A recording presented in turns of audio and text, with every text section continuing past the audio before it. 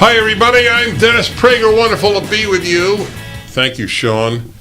I hate looking at you with a stupid mask on, and I feel for you. I know you have to do it. I know that. I excuse you.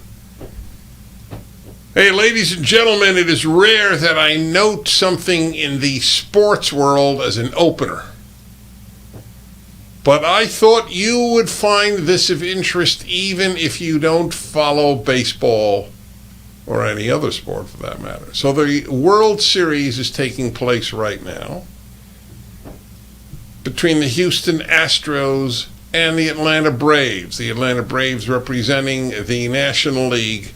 Houston Astros, who cannot make up their mind which league they would like to play in, are in the American League. Something happened last night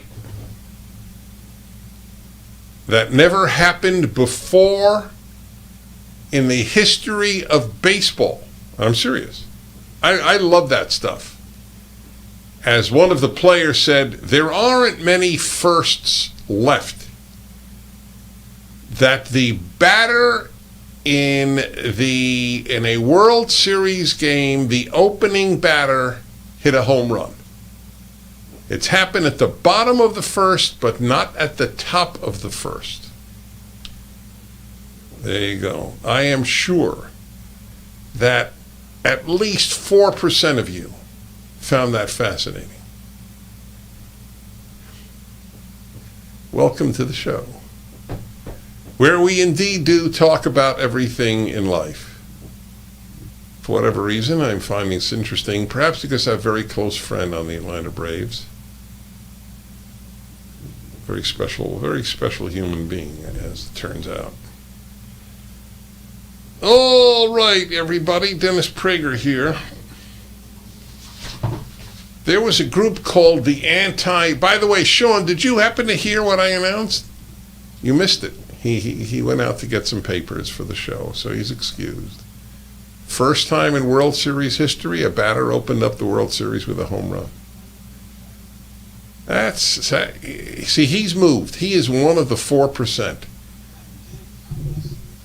And the guy who did it was out last series with COVID. So it's another first. He is the first guy to be out with COVID to hit a home run at the opening of a World Series game. That's something, everybody.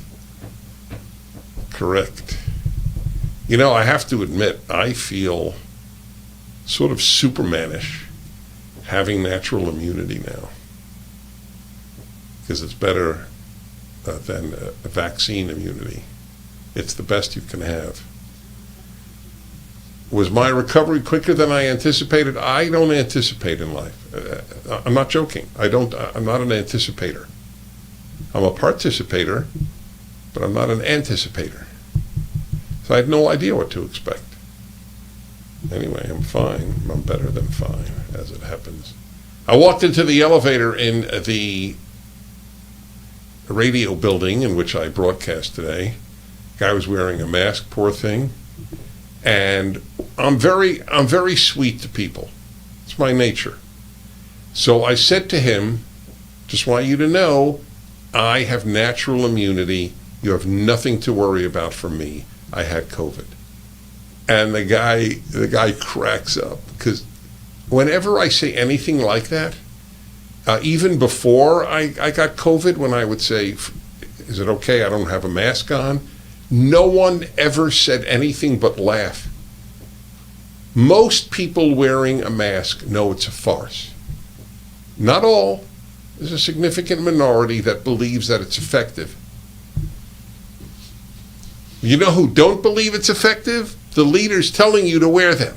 Because whenever we catch them candid, they're not wearing a mask.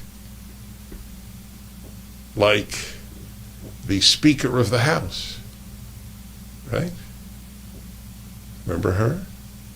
And she was found in a hair salon, maskless, when all hair salons were supposed to go out of business in California. Because after all, they're not Target, they're not Amazon. They can go out of business. So the left has contempt for the entrepreneurial spirit. Contempt. because these people are not controlled. Or Newsom at that famous restaurant, French Laundry, where it's hundreds of dollars an entree. I've never been to such a restaurant, by the way. Not only have I not been to such a restaurant, I'm not interested in going to such a restaurant. Well, I know the coughing with Biden, maskless. Biden kisses his wife with a mask on after getting vaccinated. My fireside chat this week is a response to the Washington Post and to all the leftists who wish me death. They did. They wished me dead because I had the audacity to say that I hugged thousands of people for a year and a half. And that I have never been afraid of COVID. I've been afraid of not living a full life. This drives the death lovers, the death fearers of the left. They're both. The death of society is their aim. I love life, and this bugs the left terribly. They don't. They're afraid of dying, but they don't love life. That's the difference. Can you imagine having lunch at Media Matters? How unhappy an event that must be. There are no happy leftists. There are happy liberals, happy conservatives, unhappy liberals, unhappy conservatives, but there are no happy leftists. There was a group called the Anti-Defamation League. I use the past tense because it no longer exists. It only exists in name. It is another left-wing farce.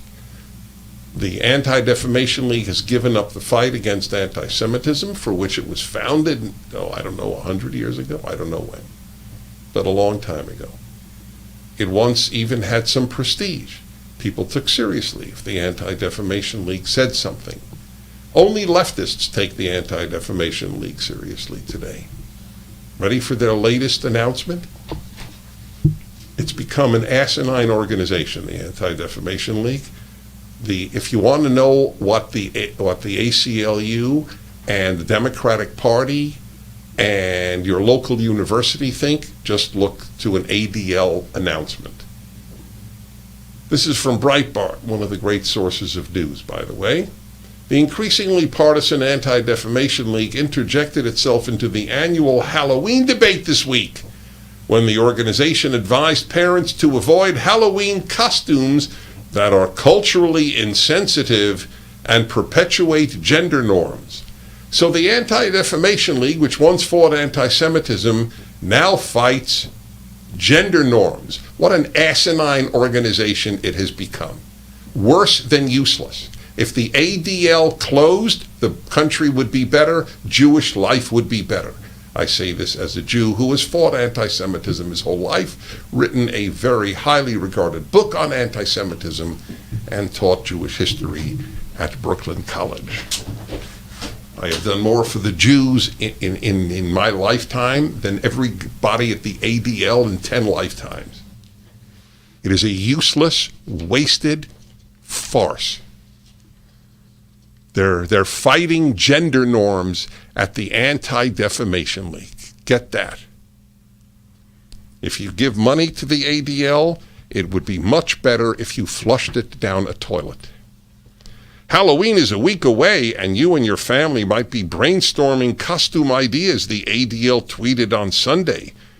Check out our resource for reminders about how and why to avoid cultural appropriation. What is wrong with cultural appropriation, morons of the ADL? What is wrong? Isn't that one of the most beautiful things? If a Latino sells hot dogs, if an Anglo sells tacos, is that bad? Why is that bad? O ye of no intelligence. No, forget no intelligence. No decency. They have intelligence. The ADL. Cultural appropriation and gender norms. That's what the Anti-Defamation League now fights. To ask your Jewish friends if they even heard of the ADL. I'll bet most people under 40 never even heard of the ADL. It should shut down. The country would be better, and so would Jewish life.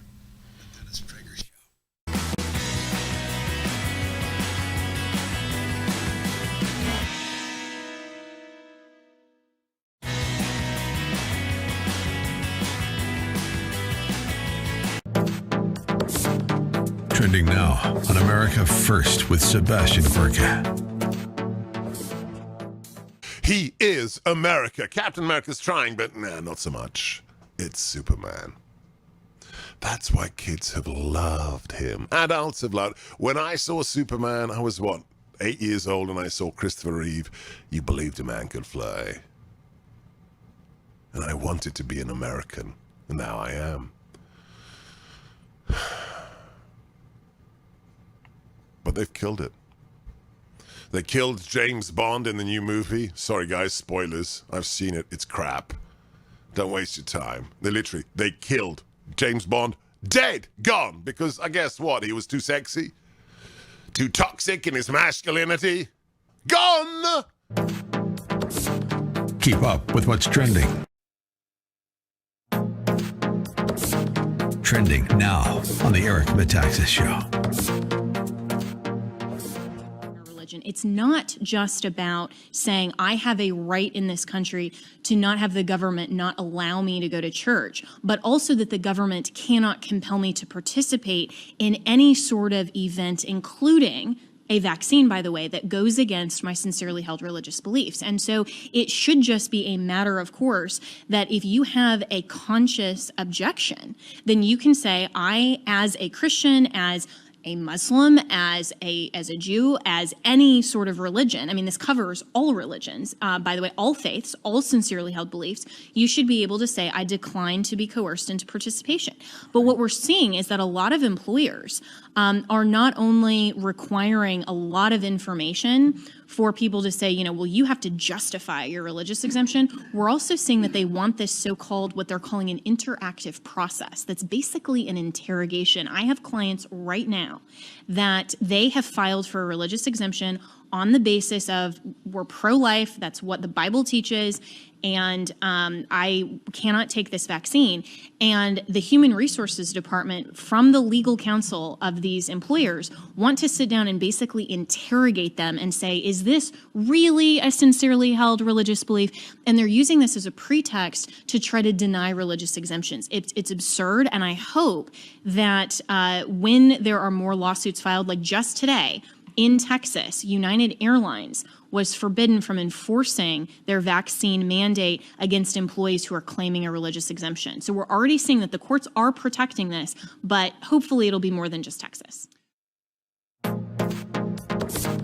Keep up with what's trending. Subscribe today at rumble.com. Streaming on Salem Now. There's about 57 Muslim states in the world. There's one Jewish state. The massive ingathering of Jews in the last 150 years back to the land is absolutely unprecedented. They say that there's no greater sign of redemption coming than the Jewish people returning to the hills of Judea. As a Christian, I've always supported Israel's claim to the Holy Land. To me, the Palestinians were just getting in the way of God's plan. 300,000 Palestinians are unemployed.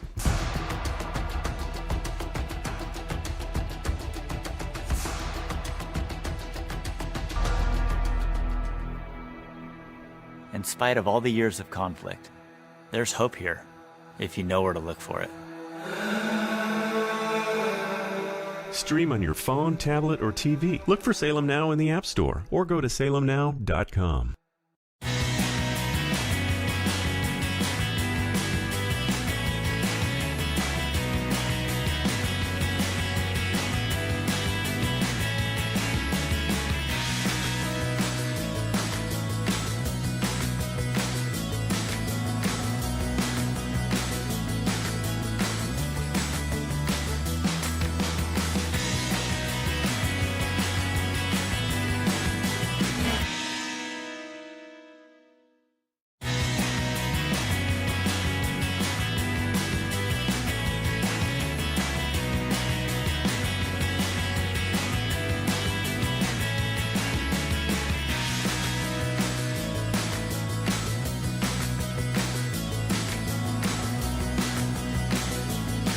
All right, y'all. I'm Dennis Prager.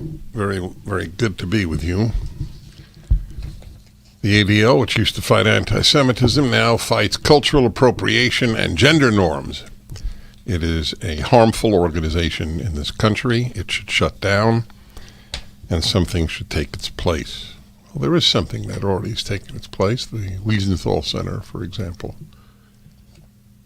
They're actually fighting anti-Semitism, not cultural appropriation and gender norms. Remember, everything that the left touches, it ruins. The ADL is the latest example. This is from their tweet. Organization run by a left-wing guy named Jonathan Greenblatt, who has thoroughly ruined the organization, but I don't blame him alone because everybody went along with him, including the people who sit on its board and who give money to this wasteland. While costumes targeted to boys place heavy emphasis on superheroes and action figures, choices like these convey the message that boys should be scary and gruesome. This is what the ADL is sending tweets out about. I guess there's so little anti-Semitism in America that they could afford to do this. Maybe that's true, by the way. There may be that little anti-Semitism. Many children are attracted to traditional gendered costumes. Think girls who love princesses or boys who are obsessed with action heroes. When that is the case, it is best not to reinforce that these are the only appropriate options available. What does that mean? Not to reinforce and that these are the only appropriate options available. And why is the ADL even commenting on this? Because it's a left-wing group. It's not a fighter against anti-Semitism. Same with a lot of black groups. They have no interest in fighting racism. They're just left-wing groups. They use the term anti-racism the way the ADL uses anti-Semitism, as a cover for its leftism.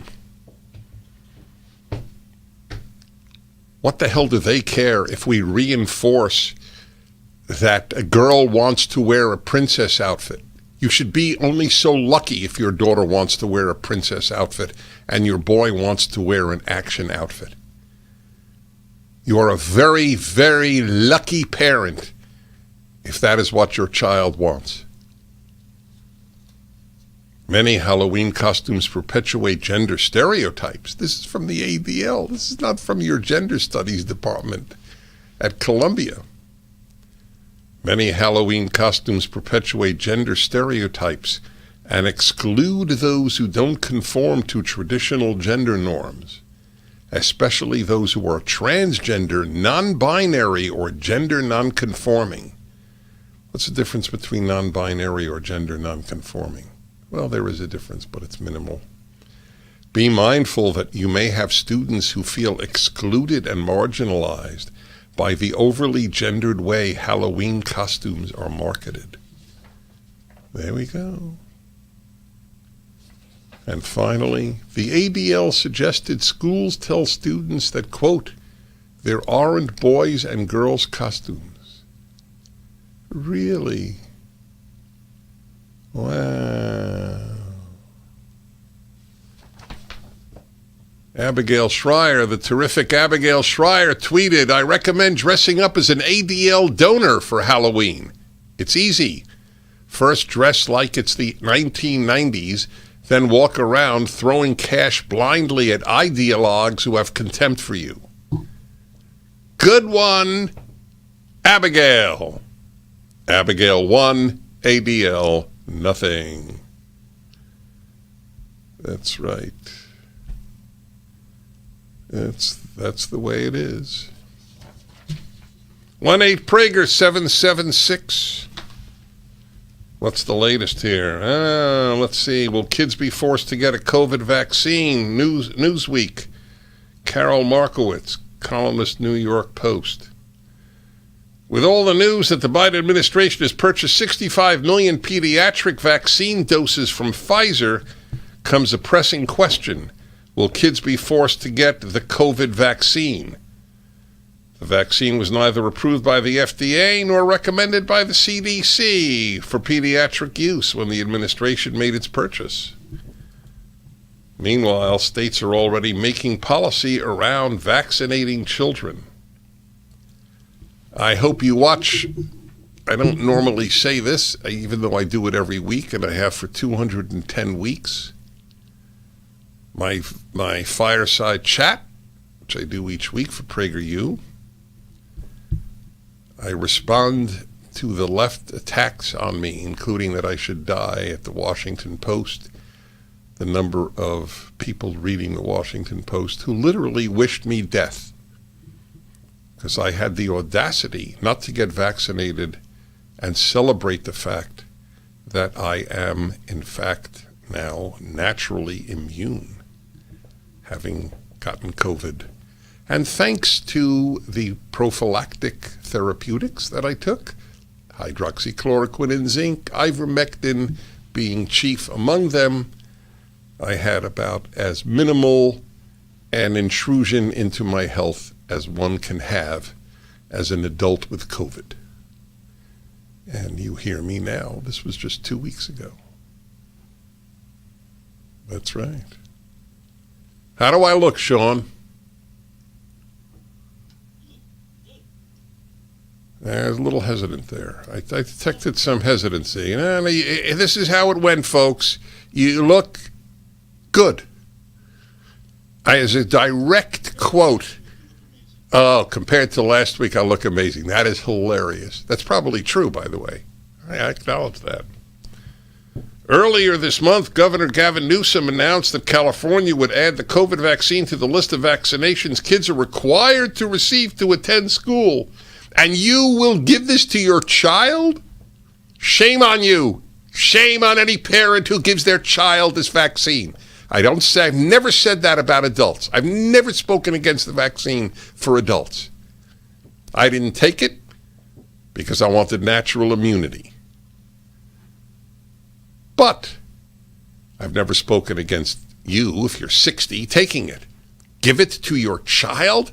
More children die of suicide, in part because of the despicable policies of the left in not giving kids normal school and allowing them, and the parents who didn't allow their kids to play with other kids for a year because your irrational fears ruined your child's year. Shame on any parent who did not allow their kids to play with other kids. Shame on you.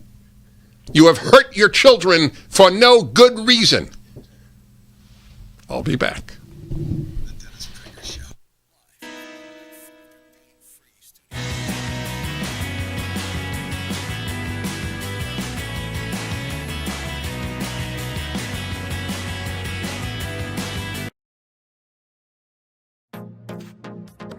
Trending now on the Mike Gallagher Show.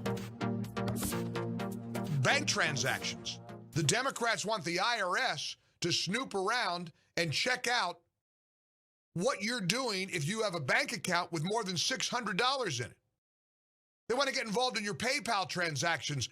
You're sending money to your kids. The IRS wants to know all about that. They think they can drag more money out of us. Like the IRS. And the Democrats' scheme is we got to figure a way to pay for all this crap. All this spending the Democrats want. Okay, here's the way we can do it. Let's go audit a bunch of people and let's go check out grandma sending $601 to their grandkid via PayPal. And when a reporter pointed out to Pelosi that Americans are livid about this, and is it going to stay in your reconciliation bill? Pelosi had a very predictable answer. Yes, there are concerns that some people have, but if people are breaking the law and not paying their taxes, one way to track them is through the banking measure. I think 600, but that's a negotiation that will go on as to what the amount is. But yes. Yes.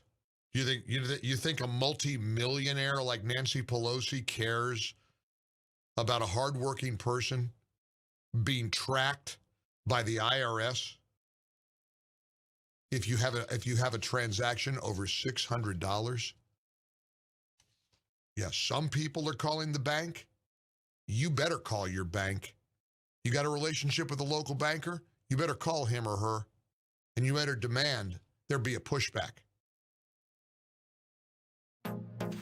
Keep up with what's trending. Subscribe on YouTube and at rumble.com. Trending now on The Hugh Hewitt Show. It occurs that today, when we're talking, 22 of the 25 ranked colleges in national football by the AP are in red states. Alabama, Georgia, Ohio State. And in some of those 25 that are in purple states, like Penn State, are in the red part of the purple state. Only Oregon and San Diego State are in blue states. Do you have a theory? I do, as to why college football succeeds in red states far beyond the way it succeeds in blue states today? Well, I think it represents this. It doesn't, and it's unlike pro football, which has become performance woke art. I think a lot of people in these places incorporate going out to a Saturday football game as in the same sense as 4th of July or standing for the national anthem or singing God Bless America. It's a festive public ritual for red state America, and in a way that pro sports used to be, but now the NBA or the NFL, even Major League Baseball, has forfeited that. It's become a Hollywood-centric or celebrity-centric or New York-centric sport. So I think and actually their popularity is increasing as a result that people innately like sports, but they're shifting from pro sports, I think, to what you talk about. Well, I also want to add to your assessment. When you think about this, the red states are least amenable to woke college politics. You're generally correct, because especially the Board of Regents or the overseers, they come from business, they come from all walks of life, and they just don't put up with it. Keep up with what's trending. Subscribe on YouTube and at rumble.com.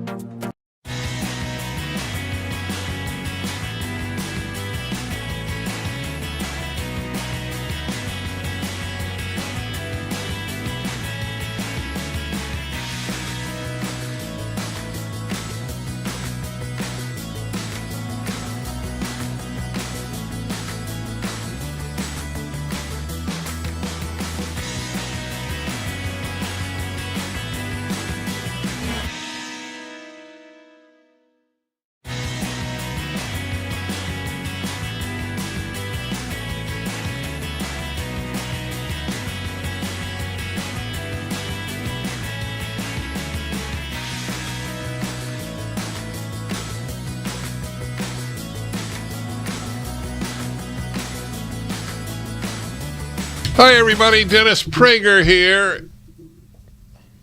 So are you going to give your kid a vaccine if your state, like California, says you can't go to school? If you're 10 years old, 10-year-olds cannot go to school if they're not vaccinated. Are you going to give your kid the vaccine? More kids are killing themselves, committing suicide than dying of COVID.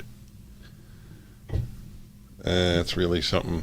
Tim in New Orleans wants to know if I vaccinated my kids for polio or exposed them to polio for immunity. Okay. It is kids who got polio. It is not kids who get COVID.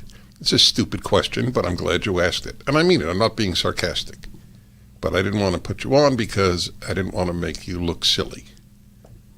Polio and COVID are not analogous threats to children. Mind-boggling. I am sure Tim went to college. There's no doubt in my mind. Yes. Where is the list? I just have this list up of what kids are dying of.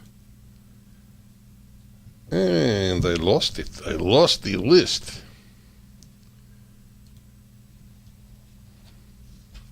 Children shouldn't get COVID-19 vaccines, says a Harvard professor. Children should not get vaccinated against the virus that causes COVID-19, according to Harvard University professor of medicine, Martin Kulldorff. Now, it would be very interesting to see if Professor Kulldorff is covered in the Washington Post, Los Angeles Times, New York Times, or CNN. Wouldn't it be? See, these places generally speaking, lie by omission just as much as they lie by commission. They lie for a living because they are not there to give you news. They are there to support the left. That is all these institutions are, left-wing mouthpieces. I don't think children should be vaccinated for COVID. I'm a huge fan of vaccinating children for measles, for mumps, for polio. To answer Tim in New Orleans, he should read this piece. I'll bet he never saw it because it's not reported. Anyway, I'll check that right now. You know what? I'll do it in real time. I am now putting in Martin Kulldorff and Washington Post. All right? Let's see what happens. And if I'm wrong, I will apologize. Let's see if this is done. All right, here we go. Washington Post, Martin Kulldorff. YouTube. All right, hold on. Let's see here. Breaking news, Washington Post. So I'll look at all of the breaking news and put in Kulldorff. And nothing happened. That was insulting and accurate. CDC adds mood disorders as a COVID risk factor. Okay. Anyway, I could find nothing about Washington Post and Martin Kulldorff. All right, let's see. Oh, let's 1 second. I spelled Washington without an A. Maybe that's a factor. Let's see. October 6th, 2020. Let's see, October 14th, 2020, Kulldorff makes an appearance in the Washington Post. Proposal to hasten herd immunity to the coronavirus grabs White House attention but appalls top scientists. All right. Anyway, what he said about children doesn't appear to be reported. Children should not be vaccinated for COVID. I'm a huge fan of vaccinating children for measles, mumps, polio, rotavirus, and many other diseases, but COVID is not a huge threat to children, the professor said on Epic TV's American Thought Leaders program. Full disclosure, I was a guest on American Thought Leaders. They can be infected just like they can get the common cold, but they're not a big threat. They don't die from this except in very rare instances. So if you want to talk about protecting children or keeping children safe, I think we can talk about traffic accidents, for example, which they are really at some risk of. That's right. COVID is not a big risk factor. So tell me, I'm very curious, will you vaccinate your child if that is a condition of going to school? Will your child vaccinate your grandchild? 1-8-PRAGER-776. What was that, Sean? ReliefFactor.com, ladies and gentlemen, 800-500-8384. Do you know that 70% of the people who respond, and it's 500,000 already, 70% continue with it after the 3-week trial. They say that you'll know in 3 weeks if it works. If it doesn't work, you threw out $19.95 plus shipping. That's all it costs to try it for 3 weeks. That's ReliefFactor.com. It's a great website. Check it out. Or 800-500-8384.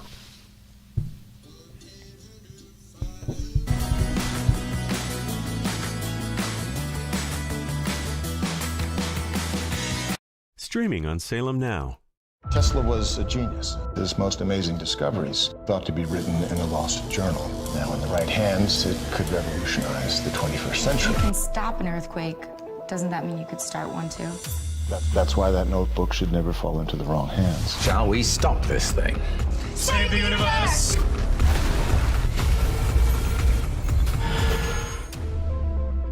Look for Salem Now in the App Store or go to salemnow.com. Streaming on Salem Now. The public would be outraged if they knew the truth. politicians are not on the sidewalk right now talking to you. Don't have no respect. The old wall randomly turns into a guardrail, followed by miles of open border.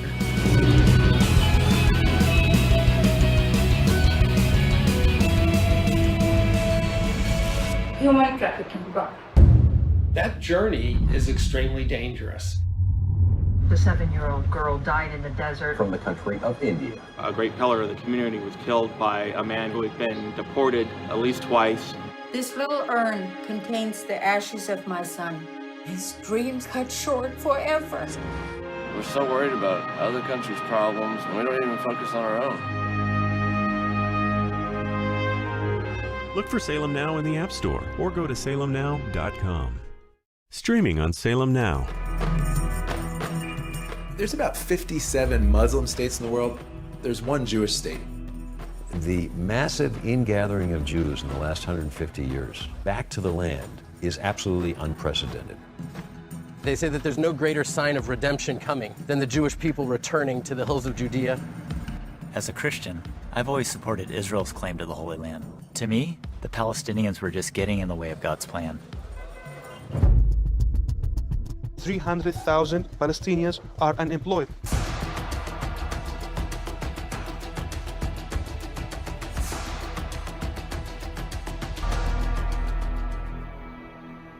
In spite of all the years of conflict, there's hope here, if you know where to look for it.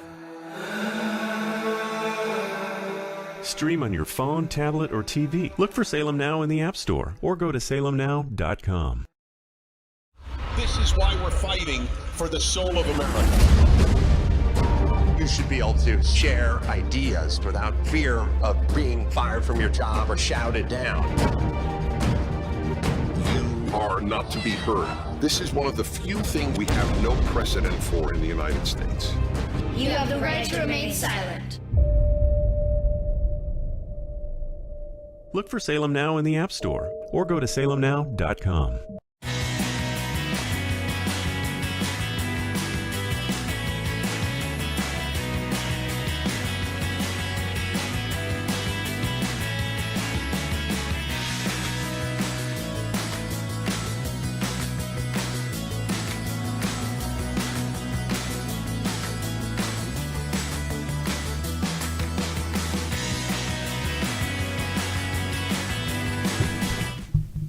It's very rare that we have Piccolo featured in a bumper.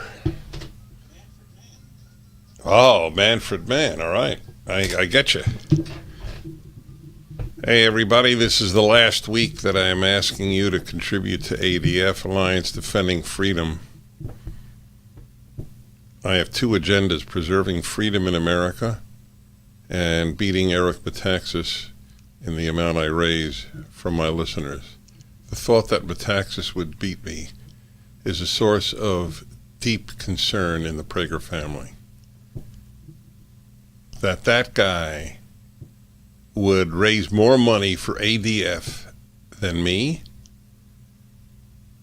Sean told me when he came in today he didn't sleep last night.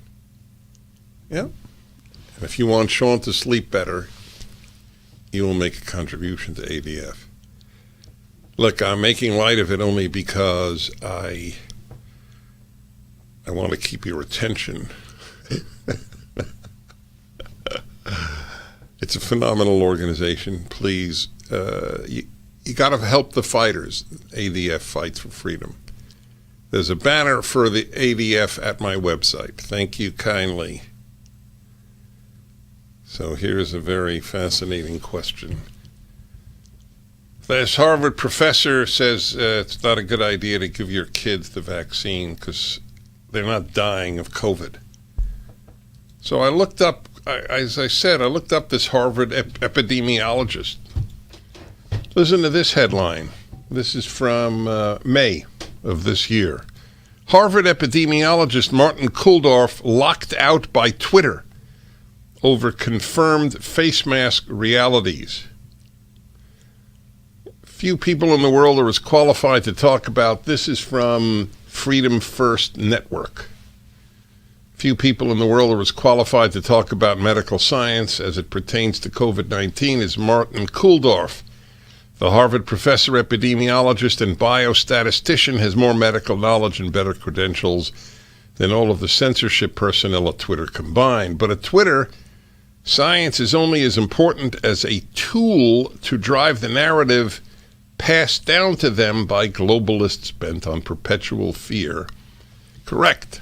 Kulldorff made a science-backed, common-sense statement on Twitter that got him locked out of his account until he willingly bowed down to Twitter's false gods and removed the tweet. Here's what he said. Naively fooled to think that masks would protect them, some older, high-risk people do not socially distance properly, and some died from COVID-19 because of it. Tragic. Public health officials, scientists must always be honest with the public. Hi, Martin Kulldorff. You may be a Harvard epidemiologist, but we at Twitter, DGAF. What's DGAF? Do you know? Your account has been locked because you dared to suggest masks are not God's gift. Oh, this is cute. This is the way they restated it. Is that right? Oh, but we at Give or Don't Give I get it. I now see it. Anyway, so the question is, will you give your children the vaccine if it's a condition to go back to school? Part of me wants it to be a condition because I want fewer kids at school. The single best thing you can do for yourself and your country, which is an amazing thing that it's the same exact thing, is take your kids out of school. The single best thing for the country and for you. The number of parents I meet whose kids are utterly alienated from them and their values because they kept their kids in school is almost, I would say, half the adults I meet have children who are alienated from them, who loathe them and what they stand for. In many cases, will not allow their parents to see their grandchildren because of the poison, the crap that was injected into them by going to school. And every one of you knows that it's the easy way out, that it's an issue of convenience. And I don't poo-poo convenience. It's a big deal. But that's what it is. You keep your kids in school because it's a hell of a lot easier than homeschooling them. That's why. So you are risking something infinitely more likely to hurt them than COVID, namely school. Yes, school is a much bigger danger. This will be, let's see, what is Media Matters? Hey guys at Media Matters, get ready, let me get your attention. School is a much greater danger to your child than COVID. I love when they repeat the comments that I make because it gets people who would otherwise never hear me to hear what I have to say. So I want to thank Media Matters for celebrating my non-left ideas. God. What creates people who are that sick? I don't know the answer to that. I really don't. It's been a puzzle in my whole life. How are bad people made? It's also a puzzle how are good people made, by the way. All right, Chris in Portland, Oregon. Hello. Thank you for calling. Yes, I just wanted to respond that I am really looking forward to my 5-year-old getting vaccinated from COVID for the singular reason that I am immunocompromised and I'm taking chemo right now. So really it's for my own protection and then my 5-year-old all the things that he can pick up while at school. And hanging out with his friends. So if you were not taking chemo, would you give your child the vaccine? It's a really tough thing for me to say. I've just been on chemo for a year now. My mindset has been ever since COVID I'm immunocompromised, and I'm not sure. I work in the medical world. I think I would tend towards that. Okay, I appreciate your honesty, and I wish you well.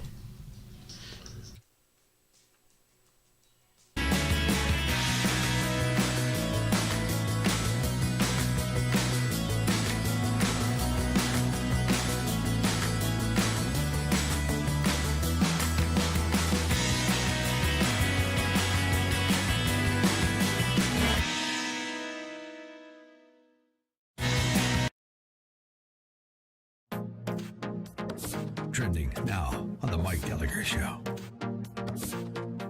Bank transactions.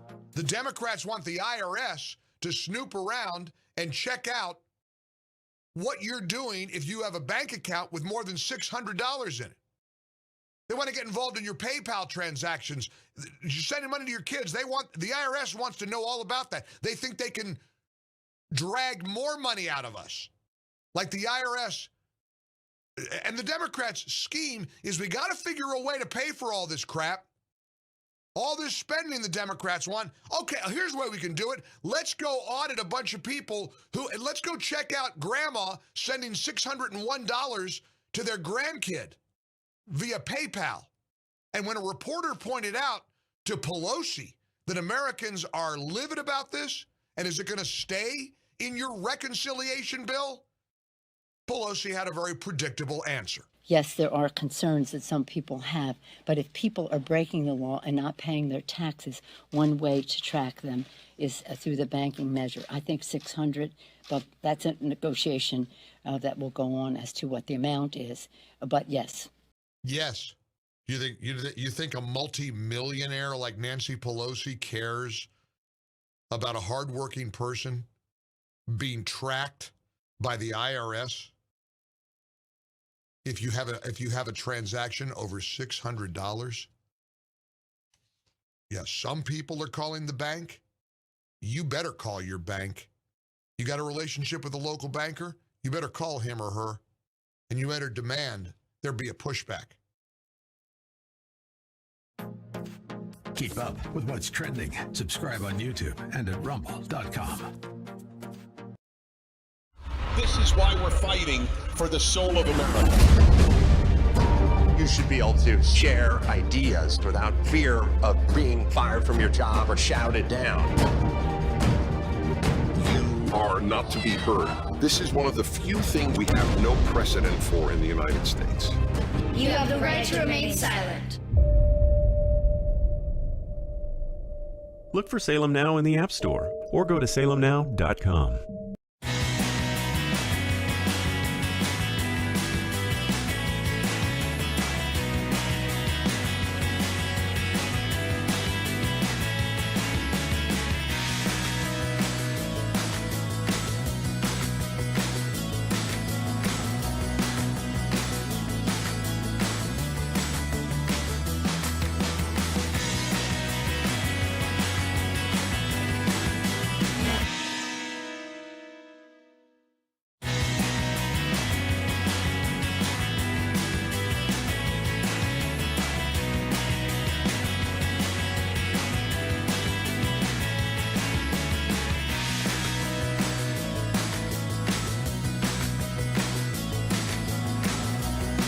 All right, it's the final segment of this hour. Please, please, please don't hang up. I want to review as many of your calls as possible. I can't take everybody because then if I take one person, I won't take anybody. But some of you are raising objections, and that's so important to me. So, for example, Jay in Union City, New Jersey, there is no CRT in the schools, critical race theory. You are giving inaccurate info. I never said there was critical race theory in school. I say that schools teach you to hate the United States of America. But 4,500 are teaching the 1619 New York Times lie about America being founded in order to preserve slavery. 4,500 schools, latest count. Actually, it's not the latest count. It's an old count. 4,500 are teaching the 1619 curriculum. I've given unfortunately, very accurate info. Your kid is taught to hate this country in 90% of the schools of this country. Let's see here. Let's see. Who is the pediatrician? Fred is a pediatrician in Washington, D.C. Said, you, Dennis, said kids don't get COVID. 8,000 kids have been hospitalized. I'll tell you what, Fred. Here's a way for you to raise a nice amount of money for your favorite charity. All of my programs are recorded. And if I once said kids don't get COVID, I will give $1,000. I'll raise it. $2,000 to any charity you want, even a left-wing charity. If I once said kids don't get COVID. What I did say is kids almost never die of COVID because it's true. Example, latest statistics as of October 20th from Statista, Health, Pharma, and MedTech, State of Health. 196,000 people 85 and older have died of COVID. 75 to 84, 189,000. 64 to 74, 65 to 74, 163,000. 0 to 17 years of age, 542. Okay? It virtually doesn't happen. Lois in Pittsburgh, most of us don't have enough money to send kids to private schools trapped in public schools. I'm not asking you to send your kid to private school. I'm asking you to homeschool your child. It's not as hard as people think, but it is hard to begin because it's a very big change of life. There's no such thing as trapped in a public school. No such thing. There's such a thing as damaged in a public school.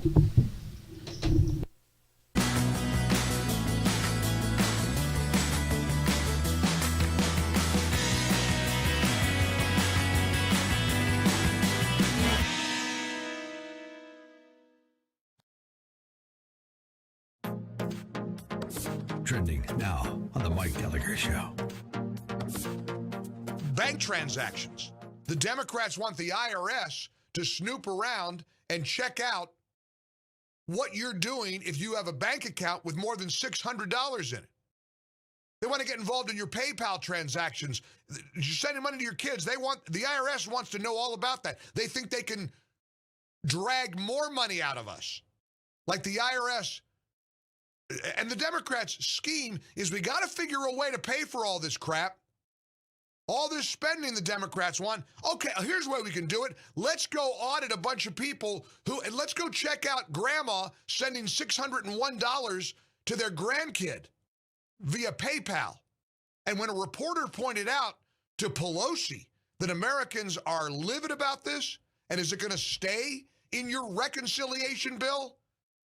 Pelosi had a very predictable answer. Yes, there are concerns that some people have, but if people are breaking the law and not paying their taxes, one way to track them is through the banking measure. I think 600, but that's a negotiation that will go on as to what the amount is.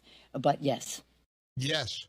You think a multi-millionaire like Nancy Pelosi cares about a hardworking person being tracked by the IRS? If you have a transaction over $600, yes, some people are calling the bank. You better call your bank. You got a relationship with a local banker? You better call him or her, and you better demand there be a pushback. Keep up with what's trending. Subscribe on YouTube and at rumble.com. Trending now on the Hugh Hewitt Show.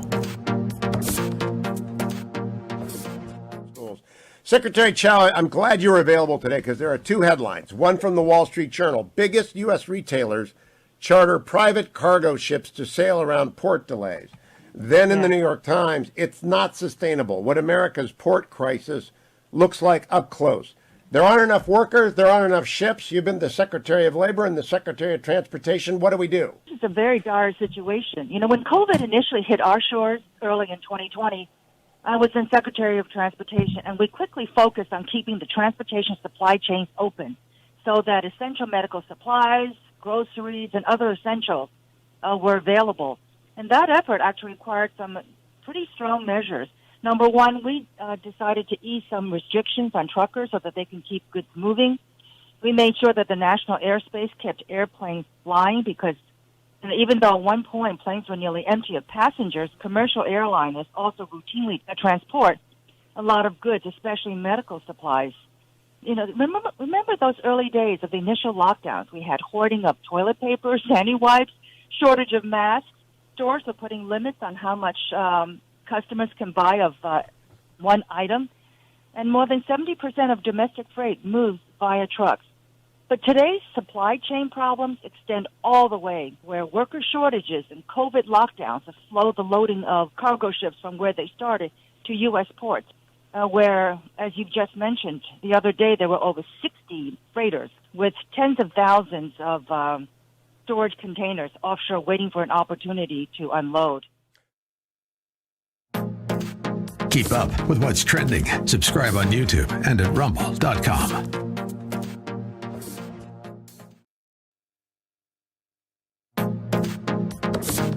Trending now on the Eric Metaxas Show. Why don't we talk about Southwest Airlines, which has been in the news very recently. Basically, Southwest had to cancel over 1,000 flights, and they claimed initially that it was for the weather. Mm-hmm. And a lot of them were actually out of Florida. And ironically, I was actually out speaking at a conference in Miami, and it was beautiful weather when I flew out on Sunday. So this was, of course, not weather related. They're trying to claim that it wasn't for pushing back against the vaccine mandates. But what a lot of people are speculating, and what I think there is some merit to, is that there is a group now of pilots who are saying we are refusing to be coerced by our employer to take the vaccine. And in fact, the Union of Southwest Pilots has filed a lawsuit in the Federal District of Texas. What's interesting, Eric, is that traditionally conservatives have been kind of anti-union for a lot of really good reasons. Oh, yeah. And to say that, we are coerced into having to give union dues, and then they, of course, funnel those dues to Democrat candidates or things like that. But this shows the power of collective bargaining. This group of pilots is now pushing back and saying we will not be coerced by our employer into unilaterally modifying our employment conditions to take a vaccine that could, by the way, have a lot of negative influence. I mean, there was a friend of mine who was even saying the other day that a friend of his, who is a pilot for a different carrier, has some anecdotal evidence to say that there have been some pilots who have had blood clots or, the myocarditis, other things at altitude. And so there are a lot of pilots that are very concerned about that. Keep up with what's trending. Subscribe today at rumble.com. This is a story of how 1 million children were placed with local foster families. Parents from all walks of life share their stories of overcoming the one-child policy by taking in orphans. At a time where there's so much negativity and cynicism, here's proof that a single leap of faith can change the world. Look for Salem Now in the App Store or go to salemnow.com. This is why we're fighting for the soul of America. You should be able to share ideas without fear of being fired from your job or shouted down. You are not to be heard. This is one of the few things we have no precedent for in the United States. You have the right to remain silent. Look for Salem Now in the App Store or go to salemnow.com.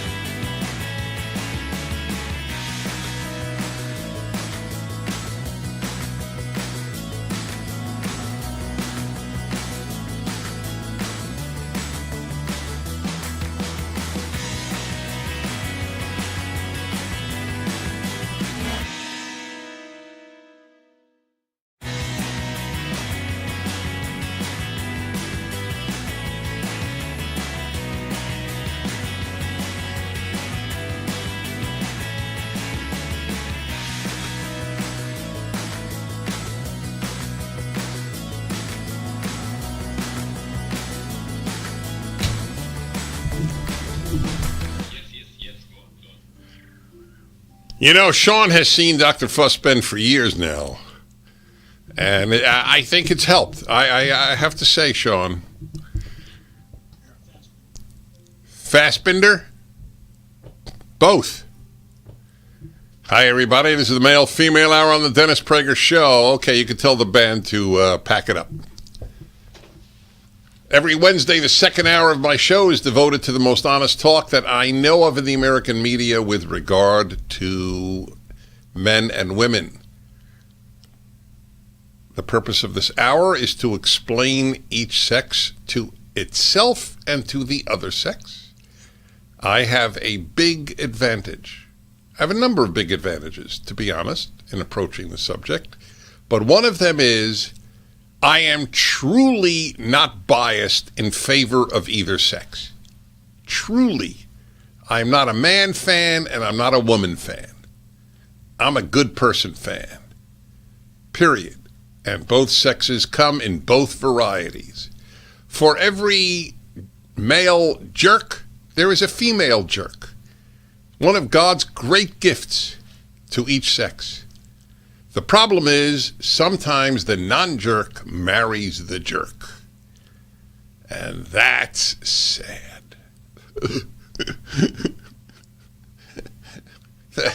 That's in the realm of heartbreak. It's an interesting question. Maybe we should even do that one male-female hour.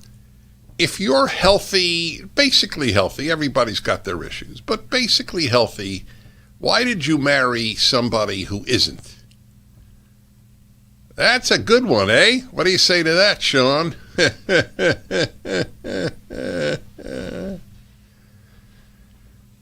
By the way, it's an interesting question. Do most talk show hosts keep their engineer interested? I don't know the answer to that, by the way, but it is an interesting question. And now, ladies and gentlemen, we return to the Dennis Prager Show. Today's subject is this. It's a serious subject, actually. So I assume that many of you listening know a college-age young person, or for that matter, let's say up to 25, if you want, even up to 30. I assume that this person may be your child, may be your grandchild, may be your nephew or niece, whatever the case may be. So I have a pregunta, a question. And that is, do they have a social life with the opposite sex? Are they dating? Do they date? I am reading a lot about this subject, and it seems that it's somewhat of a desert out there with regard to male-female intimacy and young people. I'm not talking high school. Let's confine our discussion to college age, so 18 to 27 3/4. Okay? Do they have, in general, a social life? By social life, I don't mean that they have friends that they'll meet for a drink. I hope they do, obviously. But I'm talking about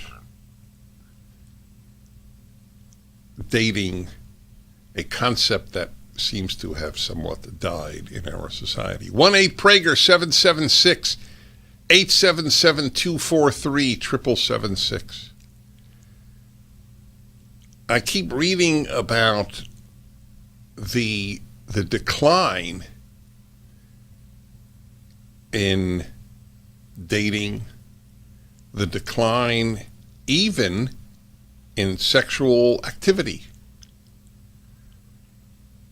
Now, those who are against premarital sex would welcome this in our society, but as welcome as that specific may be to someone with religious convictions in that arena, in it's not because of values, this decline. It is because they're just not getting together. That's not good. The reason is as important as the fact. So obviously, if you are under 30, I invite your call. But if you know somebody under 30 and you know their situation and the situation of many of their peers, that's the question on the table. One young woman that I know at a college said that she went on her first date, dinner, since the semester began in August. Just now, on her first date. She's a good-looking girl and terrific. And that's not irrelevant for those of you who are deniers of reality. It is not an irrelevant fact. But I don't think it's wrong to acknowledge that something has changed with regard to male-female relations and young people in this country. Reading just another piece at Barry Weiss's website by another woman also named Weiss, as it happens, about how many young people don't want children. And that is often accompanied by not particularly interested in getting married. God, the damage done to young people by our society in the last 50 years, beyond belief. It probably is the first generation in history not to want children. I mean, obviously many do, but among those who don't, I wonder if it ever existed. Really, it's an interesting question. Did it ever exist that a serious percentage of its young women did not want children, as we have today?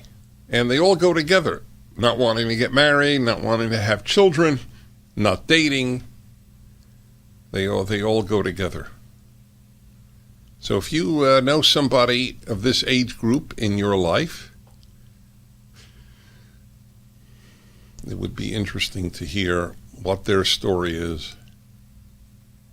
We have this picture in our mind of many young men still living with their parents and devoting a lot of time to video games. I don't know if that's an unfair caricature or a realistic one. Then it's not a caricature if it's realistic. But it certainly does circulate. When I was a kid, and it's not unimportant, I know young people like to dismiss, when you were a kid. It's actually quite important to hear what life was like when your parent or grandparent was a kid, because then you are learning the most important subject of all, history. Well, by golly, what was it like? I'll tell you one thing. Most guys were girl crazy and most girls were guy crazy. That was in high school. Certainly in college. Not now. Is that fair to say? Not now? 1-8-PRAGER 776-877-243-7776. Are they guy crazy, the girls? Are they girl crazy, the guys? And if not, why not? What's happened? Male-female hour. I'm Dennis Prager.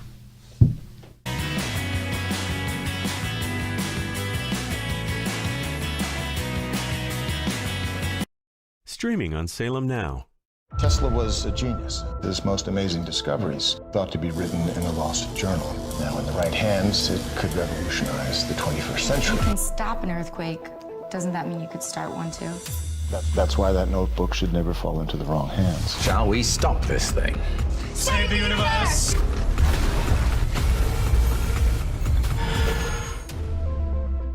Look for Salem Now in the App Store or go to salemnow.com. Streaming on Salem Now. The public would be outraged if they knew the truth. Why do you think our politicians are not on the sidewalk right now talking to you? Don't have no respect. The old wall randomly turns into a guardrail, followed by miles of open border.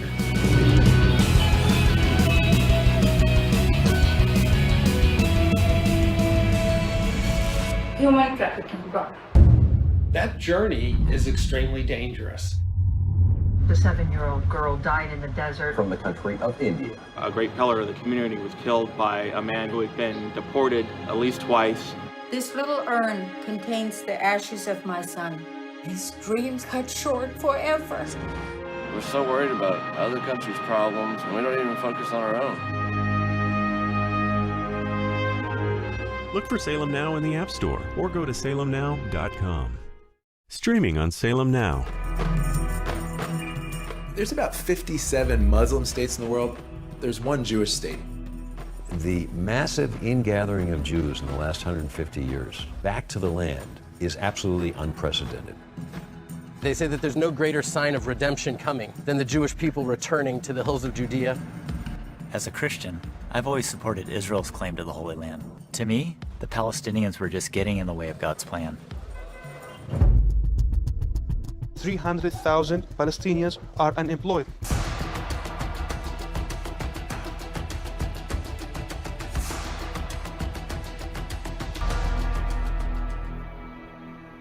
In spite of all the years of conflict, there's hope here, if you know where to look for it. Stream on your phone, tablet, or TV. Look for Salem Now in the App Store or go to salemnow.com. Man, I miss my father, and I want him to be here with me, but he's not. We all had something in common. A lot of us were miserable. We had no fathers in our lives. This is how I began the life of crime. I desired to have a father who would tell me that what I did was wrong. Look for Salem Now in the App Store or go to salemnow.com. I grew up poor, which is even worse than being poor. We would have sandwiches with no meat. My American dream entailed working hard and making $20,000 a year. But I surpassed that goal and became a corporate CEO. We'll all be able to say, free at last, free at last. Look for Salem Now in the App Store or go to salemnow.com. Judge Thomas, you solemnly swear to tell the truth, the whole truth, and nothing but the truth, so help you God. I do. I was under constant attack. You're not really black because you're not doing what we expect black people to do. This is the wrong black guy. He has to be destroyed. So you'd still like to serve on the Supreme Court? I'd rather die than withdraw from the process. Look for Salem Now in the App Store or go to salemnow.com.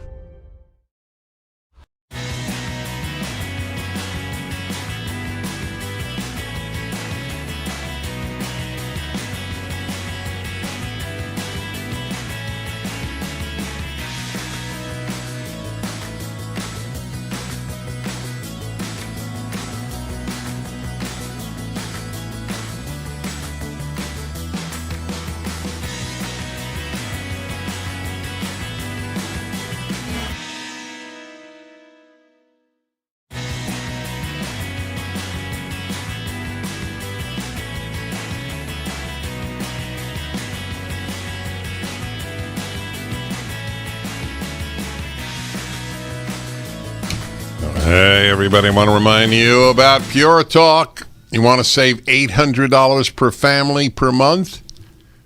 No, per family per year. Sorry, $800 a year. It's a fact. I looked into it. I actually signed up to Pure Talk. Hit pound 250 on your phone and then say Dennis Prager. What's the story? The story is very simple. Unlimited text, unlimited talk, 6 gigabytes of data. It's only $30 a month. And you get half off the first month if you say Dennis Prager at pound 250. I didn't believe it, so I checked it out. Would it be as good as T-Mobile, Verizon, AT&T? It is. And I got a second phone as a result. And you get them at great prices as well, whether Android or iPhone. Pound 250, say Dennis Prager. Pure talk. And the question is there a social life today among young people, meaning dating the opposite sex, as it was known in the past? And Sean, I'm once again kicked off the internet, which has a deeply disturbing effect. I know that. I get you. Okie dokie, everybody. Okay. All right. Let's see. Tampa, Florida. And Dale. 1 second, Dale, because this is not a great mouse. Okay. Hi, Dale. Hi, Dennis. Hey. Wanted to let you know that I actually have 6 children. 2 of them, the youngest, are 24 and 26. And they actually met their spouses during COVID. They definitely had social lives. I remember my son growing up, he was actually a gymnast. And so he was in the gyms all the time, and of course, many girls. And he had a hard time with, how do I talk with these girls? He's kind of a shyer guy. I said, you know what? You got 5 sisters. I said, what do you do with your sisters? Do you joke around with them? He goes, yeah. Do you talk with them? Do you have fun with them? Do you tease them? He goes, well, yeah. I said, just do the same thing. And that worked. And he was able to make lots of friends. He had lots of girlfriends that, they came to his wedding. But absolutely, we were very much on making all right, certain so that our kids interacted. I assume from your having 6 children that you're a religious home. Yes, sir. Right. So my theory is that religious homes, kids have social lives more than secular homes. I would believe that. Okay. I do believe that. First of all, religious homes inculcate a desire, indeed a value, in getting married. So, among the many other reasons why I think religious homes would produce kids with more of a social life. One of the many advantages of a religious life. Okay, Greg, Lansing, Michigan, hello. Hello, Dennis. Hi. Hi, I just wanted to call and let you know I have 2 sons, ages almost 19. He's 18, almost 19, and my oldest son is 21, and they are both in dating relationships. Are you in a religious home? They were raised in a religious home. We are Christian. Okay. I think that's the... So what do you think of my generalization that this is more likely to be the case in a religious home? I totally agree with that. I think there's a foundation there that's planted in these kids. I know for my sons, they know for me and their mom, we've been married 27 years, and it hasn't always been good. There's always been disagreements, stuff comes up in marriage, but they know that foundation is there for us both to lean on, and they've seen us work through this stuff, and they go, wow, we can make this work too. How did your sons meet their girlfriends? Both of them met their girlfriends in high school. Oh, okay. Fair enough. That makes it pretty easy. I was curious if they went on dating sites. For the record, as many of you who are single know, I am adamant about your going on dating sites. There is not a single rational reason not to, and I find the irrational to be a very poor guide to one's lifestyle. There is no rational reason not to go if you want to meet somebody. You don't want to meet anybody, then there's a very good reason. You don't want to meet anybody. All right, let's see here. There's a 29-year-old Andrew in Pennsylvania. Hello. Where are you in Pennsylvania? Hello, Dennis Prager. How are you? Good. Where are you in Pennsylvania? I'm specifically in Honesdale. Which is where? Small town outside of Scranton. Ah, so you didn't want to say Scranton because of the president? I don't immediately make that association. However, that is one of the associations that I do make. Yes. Anyway, I was tongue-in-cheek about that. So how old are you? To be honest, there's a lot of people in Scranton still rep him, and they just changed the highway sign there to Joe Biden Expressway. They did? Yeah, it took a few taxpayer dollars to make the change, and but they did do it. How old are you? I am 29, sir. Are you living with your parents or on your own? I do have to say I'm currently living with my parents. That hasn't been always the case. Mm-hmm. And why? Okay, go on. I'm sorry. During the time of COVID, I was a student finishing up a degree. In what and in field? that time, I graduated, and I couldn't find a job, and found myself coming to my parents for help. No, I understand that. I'm not judging it And, at all. So, yes. wait, forgive me. Hold on. I'm very grateful. What you should be. What is your degree in? My degree is in physical therapy. So I assume there's a great demand for that work. Absolutely. So with that degree, I have since graduated, and I've currently been working in physical therapy for the last 4 months. And currently today, I'm working just in between my lunch hour, going between All right, locations. so when we come back, you'll tell me if you're dating anybody. That's the question here. Social life of young Americans on the Male-Female Hour.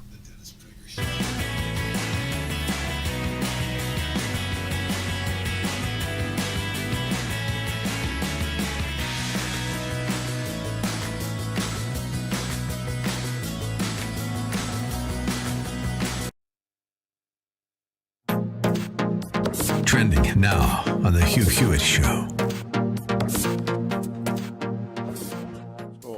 Secretary Chow, I'm glad you're available today because there are two headlines. One from the Wall Street Journal. Biggest U.S. retailers charter private cargo ships to sail around port delays.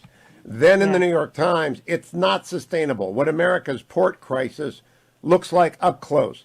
There aren't enough workers. There aren't enough ships. You've been the Secretary of Labor and the Secretary of Transportation. What do we do? This is a very dire situation. You know, when COVID initially hit our shores early in 2020, I was in Secretary of Transportation, and we quickly focused on keeping the transportation supply chains open so that essential medical supplies, groceries, and other essentials were available. And that effort actually required some pretty strong measures. Number one, we decided to ease some restrictions on truckers so that they can keep goods moving. We made sure that the national airspace kept airplanes flying because even though at one point planes were nearly empty of passengers, commercial airliners also routinely transport a lot of goods, especially medical supplies. You know, remember those early days of the initial lockdowns? We had hoarding of toilet paper, sandy wipes, shortage of masks. Stores were putting limits on how much customers can buy of one item, and more than 70% of domestic freight moves via trucks. But today's supply chain problems extend all the way, where worker shortages and COVID lockdowns have slowed the loading of cargo ships from where they started to U.S. ports, where, as you've just mentioned, the other day there were over 60 freighters with tens of thousands of storage containers offshore waiting for an opportunity to unload. Keep up with what's trending. Subscribe on YouTube and at rumble.com. Trending now on America First with Sebastian Gorka. He is America. Captain America's trying, but nah, not so much. It's Superman. That's why kids have loved him. Adults have loved. When I saw Superman, I was, 8 years old, and I saw Christopher Reeve. You believed a man could fly. And I wanted to be an American, and now I am. But they've killed it. They killed James Bond in the new movie. Sorry, guys, spoilers. I've seen it. It's crap. Don't waste your time. They killed James Bond. Dead. Gone. Because I guess what? He was too sexy? Too toxic in his masculinity? Gone! Keep up with what's trending. Subscribe today at rumble.com. This is why we're fighting for the soul of America. You should be able to share ideas without fear of being fired from your job or shouted down. You are not to be heard. This is one of the few things we have no precedent for in the United States. You have the right to remain silent. Look for Salem Now in the App Store or go to salemnow.com. This is a story of how 1 million children were placed with local foster families. Parents from all walks of life share their stories of overcoming the one-child policy by taking in orphans. At a time where there's so much negativity and cynicism, here's proof that a single leap of faith can change the world. Look for Salem Now in the App Store or go to salemnow.com.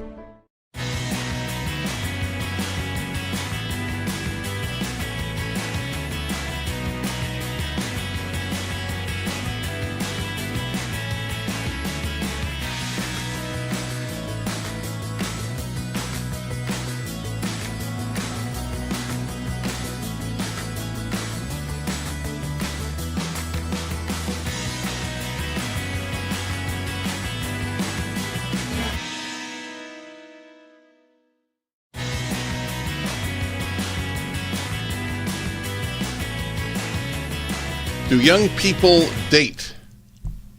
Or are they dating? What is their social life like? That's the topic of the hour, and I was speaking to Andrew outside of Scranton, Pennsylvania. 29 years old, has a degree in physical therapy, living in his parents' house at this time. And what's your social life status?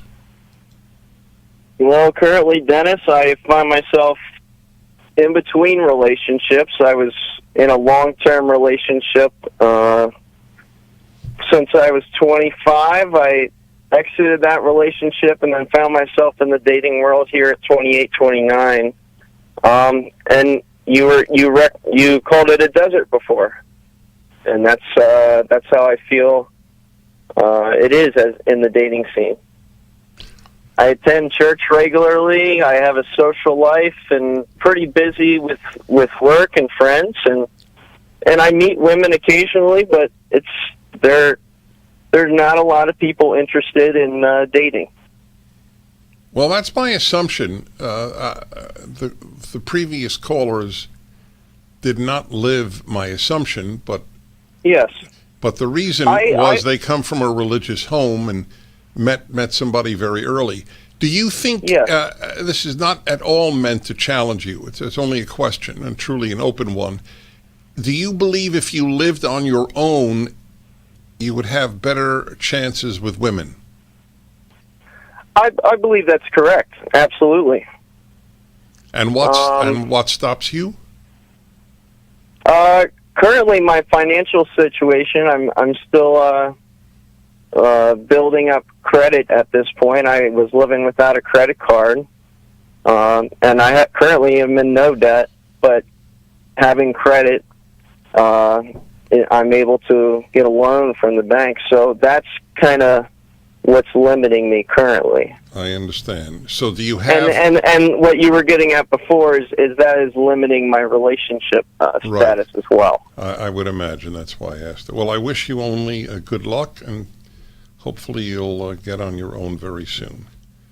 Oh, that was cool. just got married is John in Texarkana, Texas. Congratulations, John. How old are you? Thank you. I'm 33. 33 years old, and you just got married. So, are you religious? Very. So again, it's somewhat skewed my reactions to the question that I've posed, because religious people are getting married much more readily than non-religious people. How did you meet your wife? I actually got sick of dating the normal way. People loving first sight stuff because they see Disney promoting that kind of nonsense. So I actually went on about 12 dates in 2 weeks. And wait, I'm sorry. How did you go? Did you go online? No, I just went around campus and just asked a dozen women. That's hilarious. For a lunch date. Yeah, and I decided not to just, go for the first one each time. I decided to, so have lunch dates with a dozen people, and by the time I got to that final one, I knew. Just so is the girl you married Texan or Arkansan? Texan now. But before?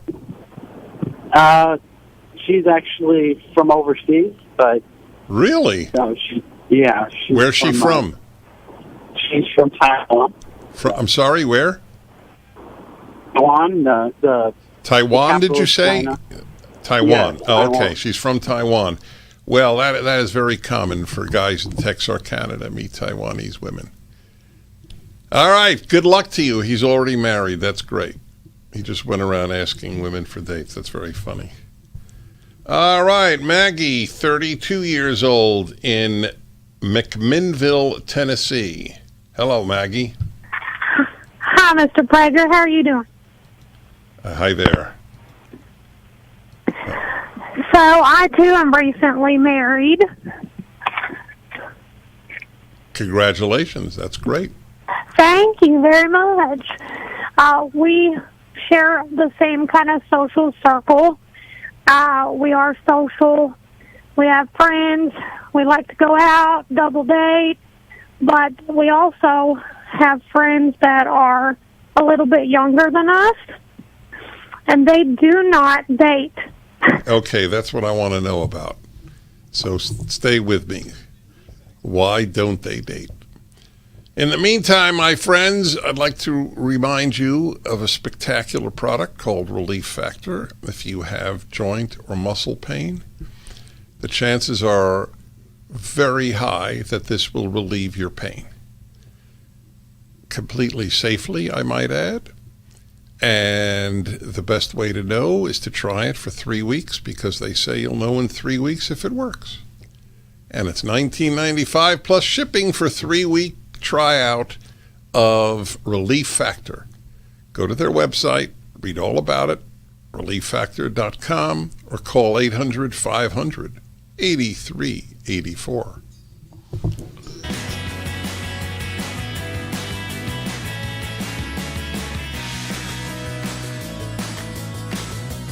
Streaming on Salem Now.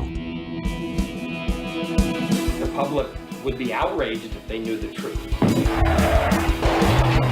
Why do you think our politicians are not on the sidewalk right now talking to you? Don't have no respect. The old wall randomly turns into a guardrail, followed by miles of open border.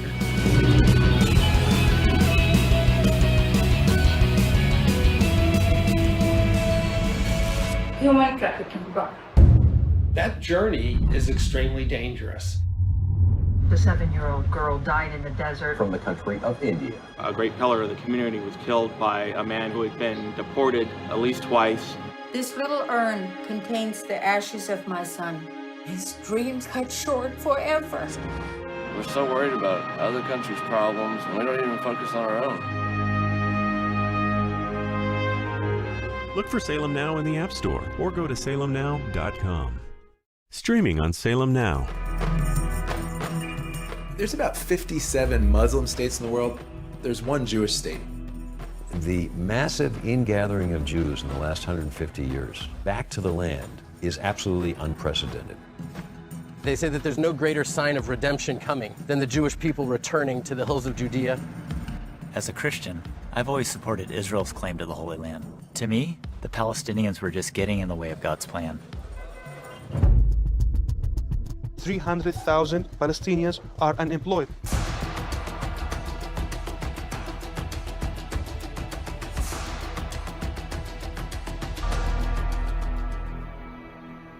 In spite of all the years of conflict, there's hope here, if you know where to look for it. Stream on your phone, tablet, or TV. Look for Salem Now in the App Store or go to salemnow.com. Man, I miss my father, and I want him to be here with me, but he's not. We all had something in common. A lot of us were miserable. We had no fathers in our lives. This is how I began the life of crime.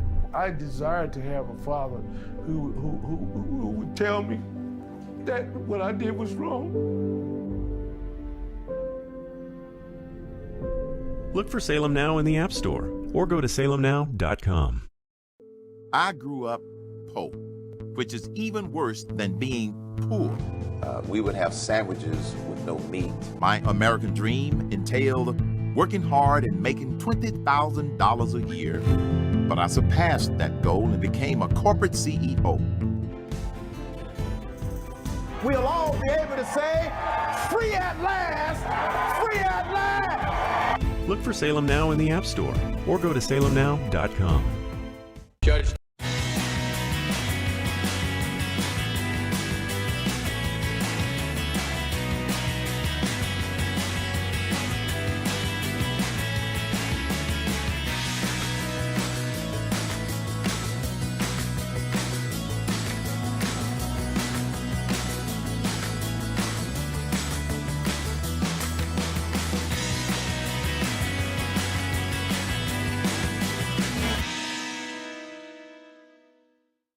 Male-female hour, second hour every Wednesday.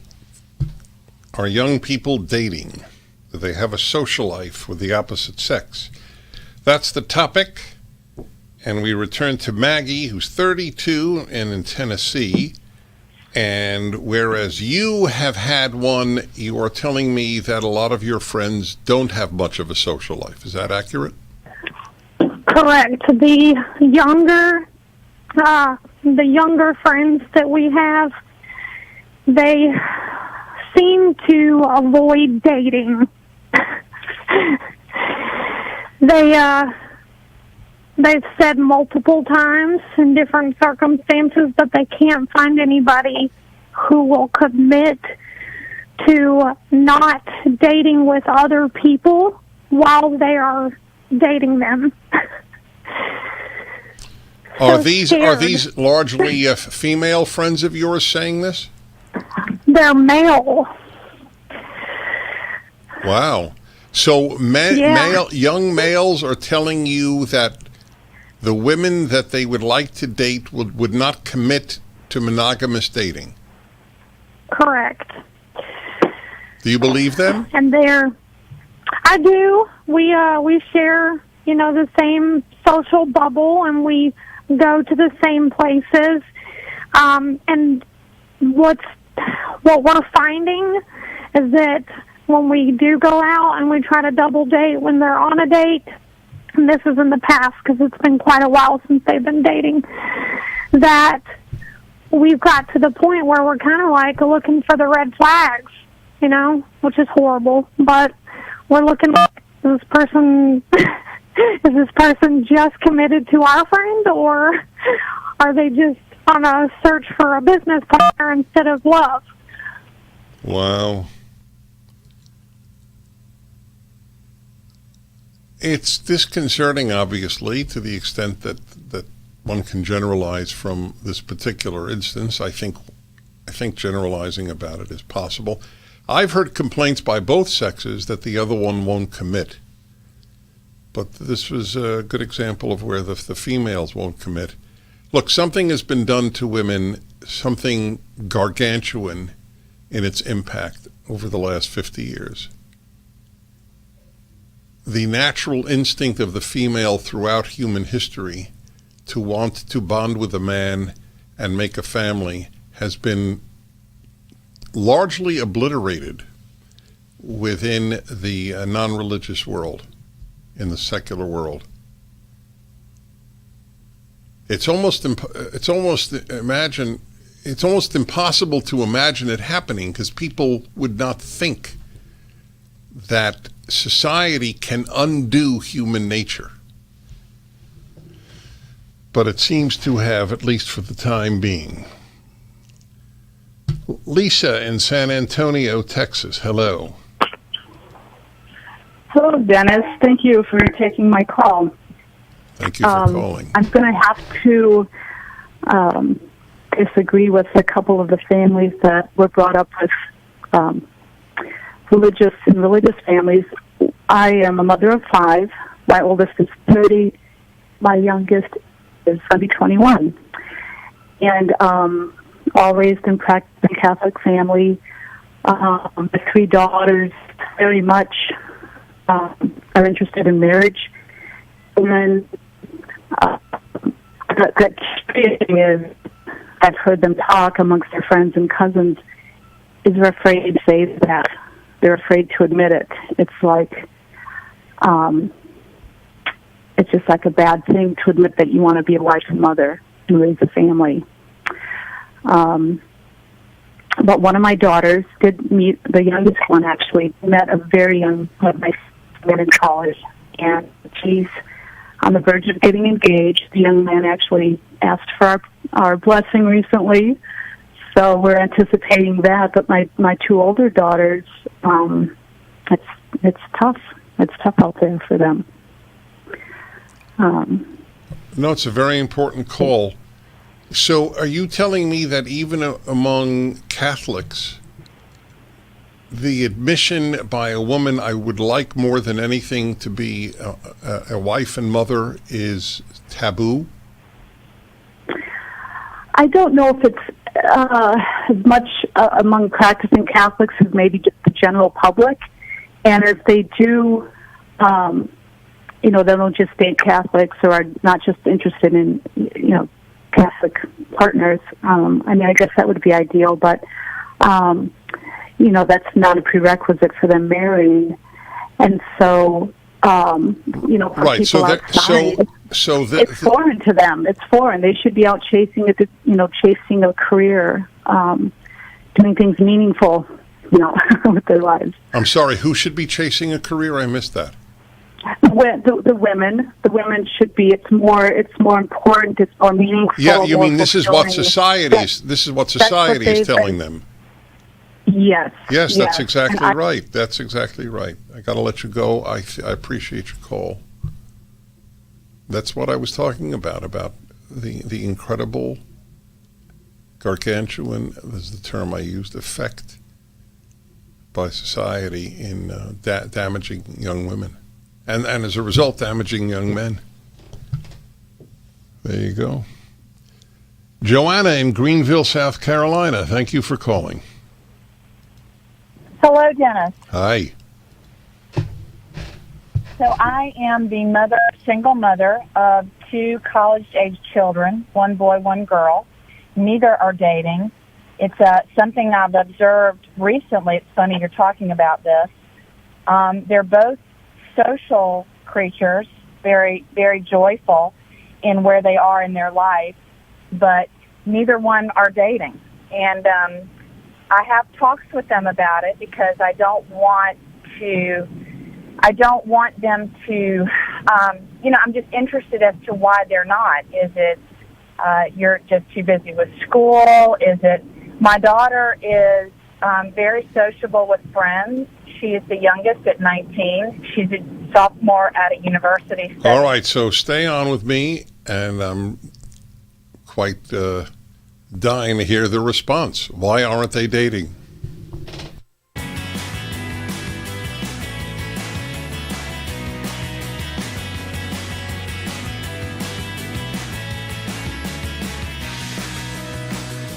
Streaming on Salem Now. Tesla was a genius. His most amazing discoveries thought to be written in a lost journal. Now, in the right hands, it could revolutionize the 21st century. You can stop an earthquake. Doesn't that mean you could start one too? That's why that notebook should never fall into the wrong hands. Shall we stop this thing? Save the universe!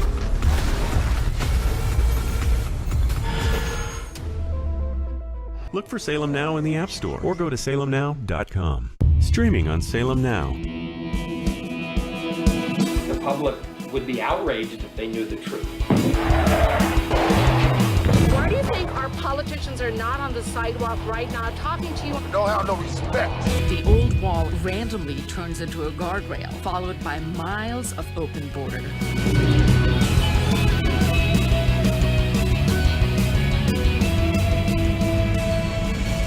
Human trafficking.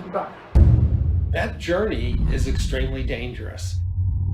The 7-year-old girl died in the desert. From the country of India. A great pillar of the community was killed by a man who had been deported at least twice. This little urn contains the ashes of my son. His dreams cut short forever. We're so worried about other countries' problems, and we don't even focus on our own. Look for Salem Now in the App Store or go to salemnow.com. Streaming on Salem Now. There's about 57 Muslim states in the world. There's one Jewish state. The massive ingathering of Jews in the last 150 years back to the land is absolutely unprecedented.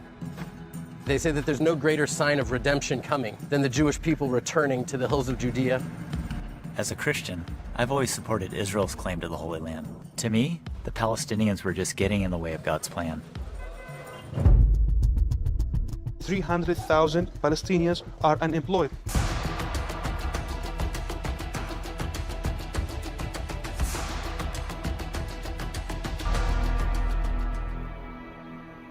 In spite of all the years of conflict, there's hope here, if you know where to look for it.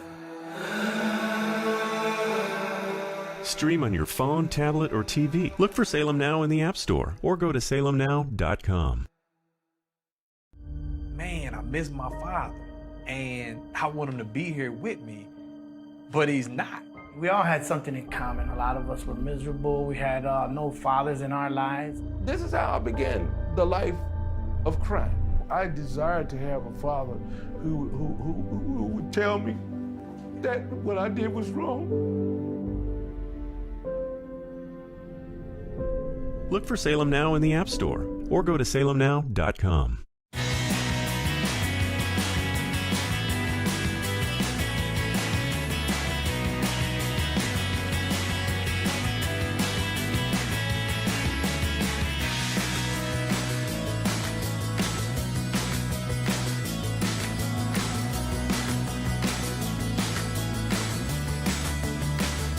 Almost every call, oh yeah, my young kids are dating. And then as the calls came in, actually they're not dating. That's the question on the male-female hour, and we return to Joanna in Greenville with two young children in their 20s, correct? Yeah, well, almost. My sophomore, my daughter is 19, and my son is 21. He's a senior. All right, so when you ask them why aren't you dating, what is the answer? Different answers for each one. My daughter kind of jokes around with me a little bit and says, Mom, you know, all the boys at 19 only have one thing on their mind. So, you know, I kind of chuckle at that. But then we get into a little deeper discussion. She's on a track for dental school and orthodontics, and I do have that talk with her. Please don't, think you have to be done with your education if you meet someone special. I encourage you to pursue that relationship and your education. They don't have to be one or the other. And I focus on that because, I was married to their father for 22 years and have been divorced for 6. So I certainly don't want them for that to affect them in their future with relationships any more than I can control. Right. What about your son? My son, he's very sociable. Again, has a smaller group of friends than my daughter. but he tells me it's because he, is too busy with school and he hasn't really had anyone that has gotten his attention. But I try to have the dialogue, much like an earlier caller, just be sociable in itself. Just, did anybody in your classes that you have dialogue with that you hit it off with? Anybody? Well, let me just say this, and thank you for calling. For whatever it is worth, and it may not be worth anything, I am just one person, but I will say that when I was his age, and in fact, every year of my single life till 32, it would never have escaped my lips. I am too busy to date. The thought is so foreign to me that one might as well say, I felt that I was a zebra. Too busy to date? That's not normal. Okay. Something has caused people to think in that way. I wish I could take all your calls, but it is interesting how the calls have changed over the course of the hour to affirming what I do believe, that outside of some religious circumstances, there's not much dating going on.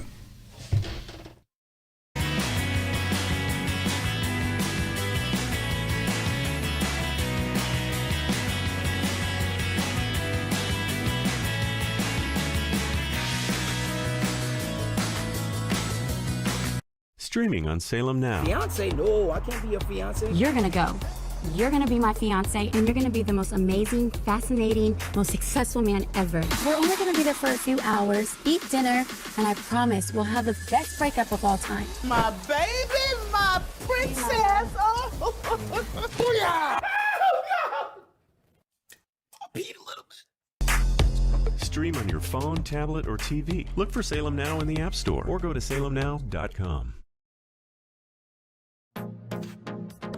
Trending now on the Mike Gallagher Show. Bank transactions. The Democrats want the IRS to snoop around and check out what you're doing if you have a bank account with more than $600 in it. They want to get involved in your PayPal transactions. You're sending money to your kids. The IRS wants to know all about that. They think they can drag more money out of us. Like the IRS. And the Democrats' scheme is we got to figure a way to pay for all this crap. All this spending the Democrats want. Okay, here's where we can do it. Let's go audit a bunch of people and let's go check out grandma sending $601 to their grandkid via PayPal. And when a reporter pointed out to Pelosi that Americans are livid about this, and is it going to stay in your reconciliation bill? Pelosi had a very predictable answer. Yes, there are concerns that some people have, but if people are breaking the law and not paying their taxes, one way to track them is through the banking measure. I think 600, but that's a negotiation that will go on as to what the amount is. But yes. Yes. You think a multi-millionaire like Nancy Pelosi cares about a hardworking person being tracked by the IRS? If you have a transaction over $600, yes, some people are calling the bank. You better call your bank. You got a relationship with a local banker? You better call him or her, and you better demand there be a pushback. Keep up with what's trending. Subscribe on YouTube and at rumble.com. Trending now on the Charlie Kirk Show.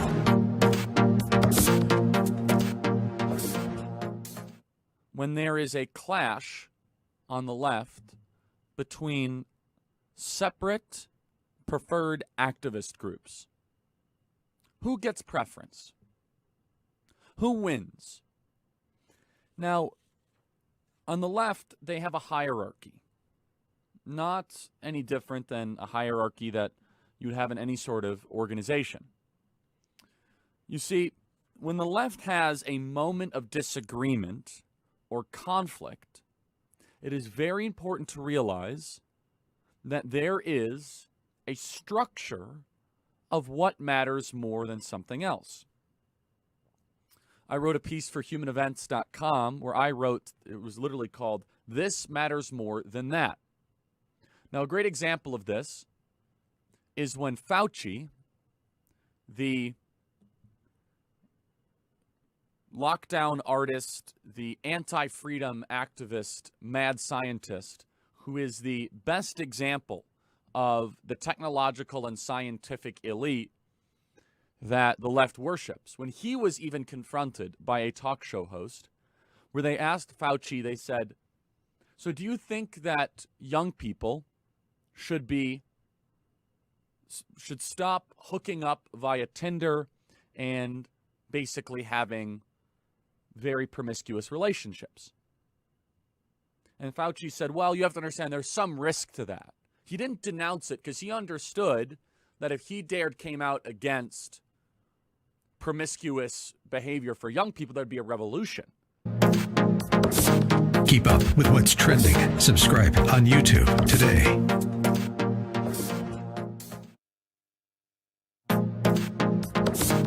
Trending now on the Eric Metaxas Show. Right. So this has changed in the culture. We now have entire stadiums screaming blank Joe Biden. Right. I actually think that in some measure, this is a sign of health in the country. I don't think you're wrong. In fact, my last column, I talk about in essence, what the American people are feeling in terms of how they're being treated by the current administration. Now, excuse me, by the way, I'm not saying I approve of it. Right. It makes me uncomfortable. Clearly. But No, at the same time, we're talking about what we're observing. It seems like a strange sign of health that we feel free enough to say that. Well, and I don't even know that we necessarily feel free. What I would say is that the American people feel like kind of a battered spouse at this point. Okay, you wrote an article. And that the administration is so abusive to how they're treating people that this reaction that you're seeing, and it started out in 2 college football stadiums. It's now been in dozens to hundreds. It's the new wave.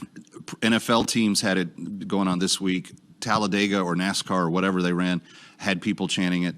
There is something so inherently abusive about how people are being treated by the government. They are, and particularly in a society that wouldn't consider itself particularly Christocentric.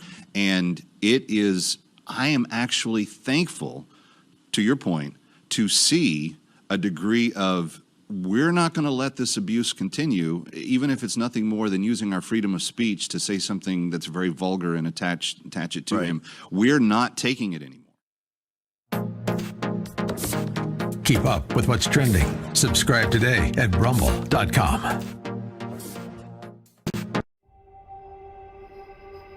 The only time you can come to Christ when the You ever thought of going to seminary? Look for Salem Now in the App Store or go to salemnow.com.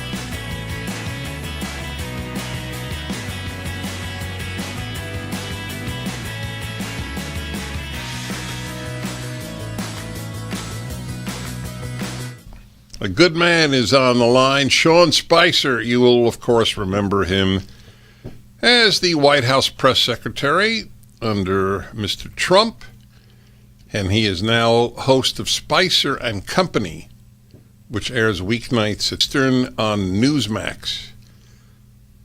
I am amazed to read, and tell me, Sean Spicer, if this is accurate. I am reading your book jacket, You were a quarter-finalist on ABC's... He's laughing already. Wait, let me finish. Let me finish. Because nobody knows... Well, not nobody. Most people don't know what it is. You were a quarter-finalist on ABC's Dancing with the Stars. Is that correct? It is. So, you're a serious dancer.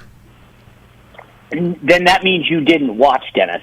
Because that's a good point. What I am, that is what fair. I am is a serious campaigner, and I realized when they approached me about the show, they said half of the vote are judges' scores, and the other half is getting votes by audience votes. And I said, well, I can't dance, but I can campaign, so I can take care of at least half of it. And that's what I did. Yeah, come on. Don't be modest. You probably dance very well. So the question on the table is, I have a few, and then we're going to get to your important book. I want to understand, did you dance, for example, in high school? Dennis, this is not a joke. This is not hyperbole. My wife and I took about a group lesson before our wedding 16 years ago. And it was at they had this public thing, learn how to dance, and so we went down, and neither one of us were very good. We left about 20 minutes in. For our wedding dance, we twirled around for about 15, 20 seconds, and then we invited everyone in, and we stopped. I literally have no rhythm. In the 6th grade, I played drums because my parents had bought me a used set. Mr. Mara, if he's still alive, looked up from the bottom of the band floor and said, "Spicer, you have the sense of beat of a steamroller. Get out." Now, that was 40-something years ago, and it is seared in my memory. But that is the degree of my artistic and musical and rhythm that exists in me, which is zero. So no, is the answer to your question. You're cracking me up. By the way, I want to make a point, a very serious point, about the guy who insulted you about your not having a sense of rhythm. So I want people to know, especially young people listening, it was routine for adults to describe us accurately. Something you have not encountered if you are under 40 years of age, certainly under 30. When I made my high school basketball team, the coach announced, "We really scraped the bottom of the barrel. Prager made the team." But you're right. People could say those things then. They can't do it now. Yes, and we're the better for it.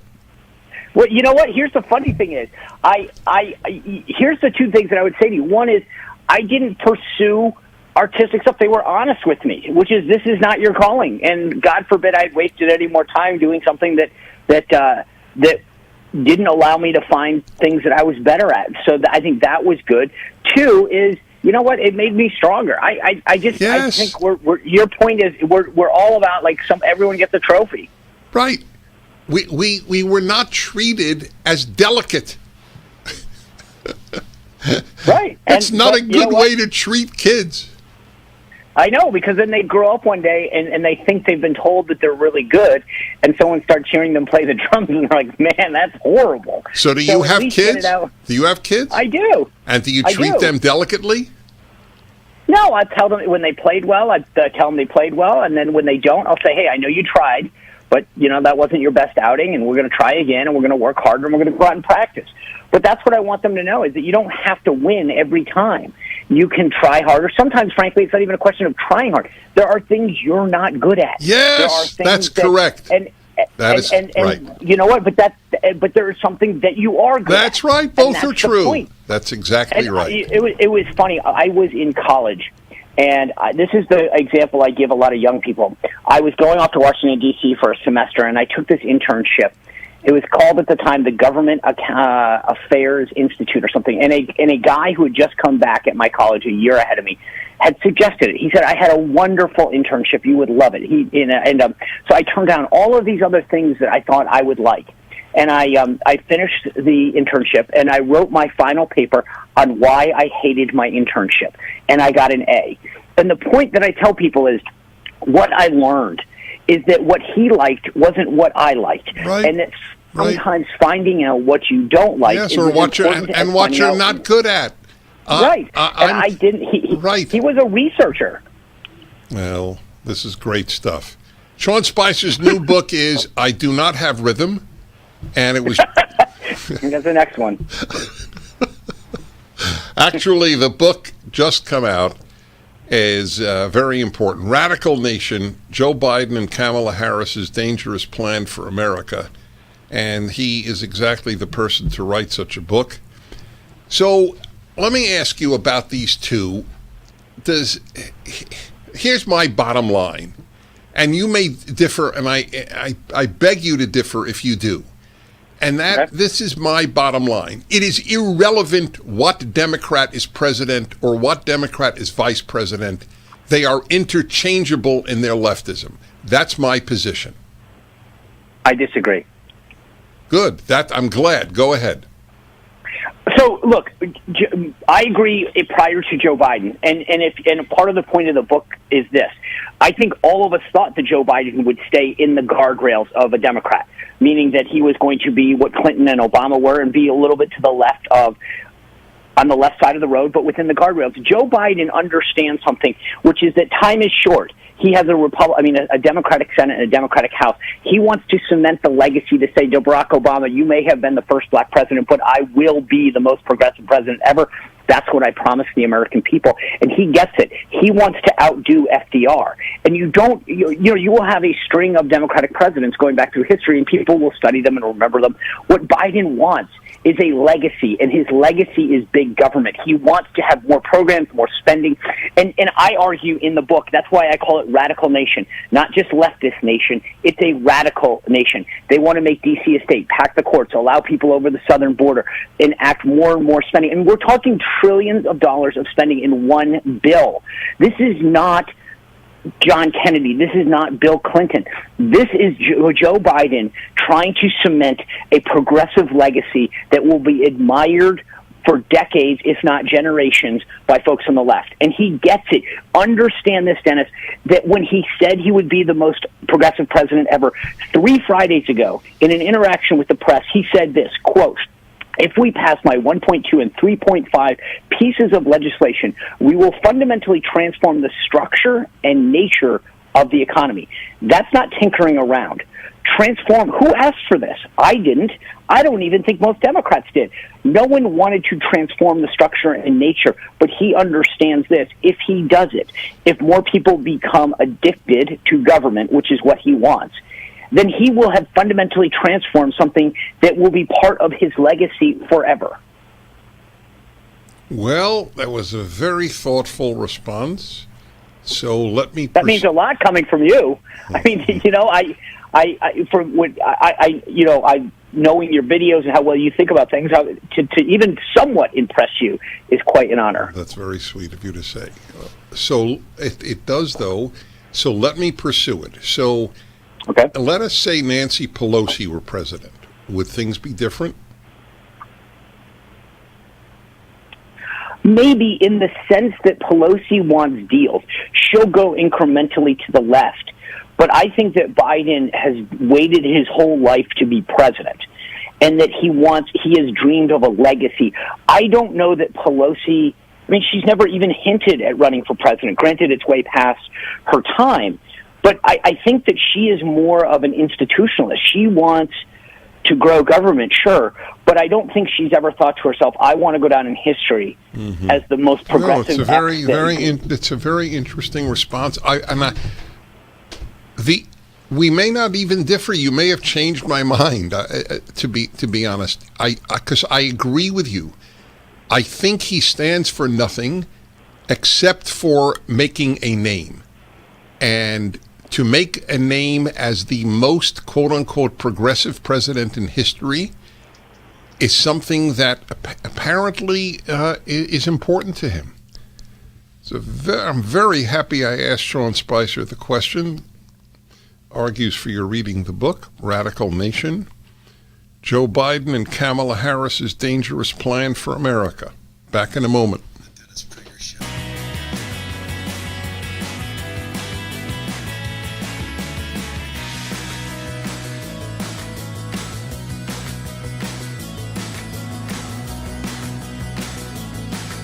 Streaming on Salem Now. The public would be outraged if they knew the truth. Why do you think our politicians are not on the sidewalk right now talking to you? Don't have no respect. The old wall randomly turns into a guardrail, followed by miles of open border.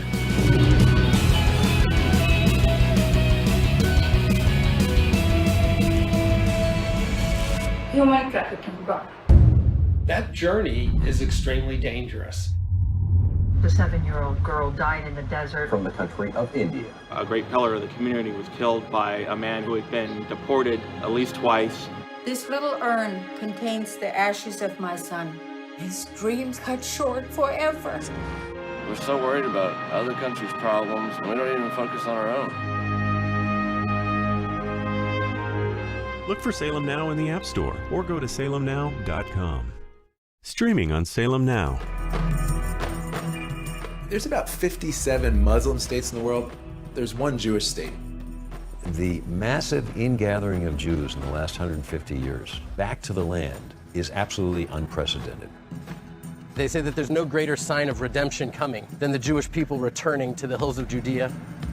As a Christian, I've always supported Israel's claim to the Holy Land. To me, the Palestinians were just getting in the way of God's plan. 300,000 Palestinians are unemployed.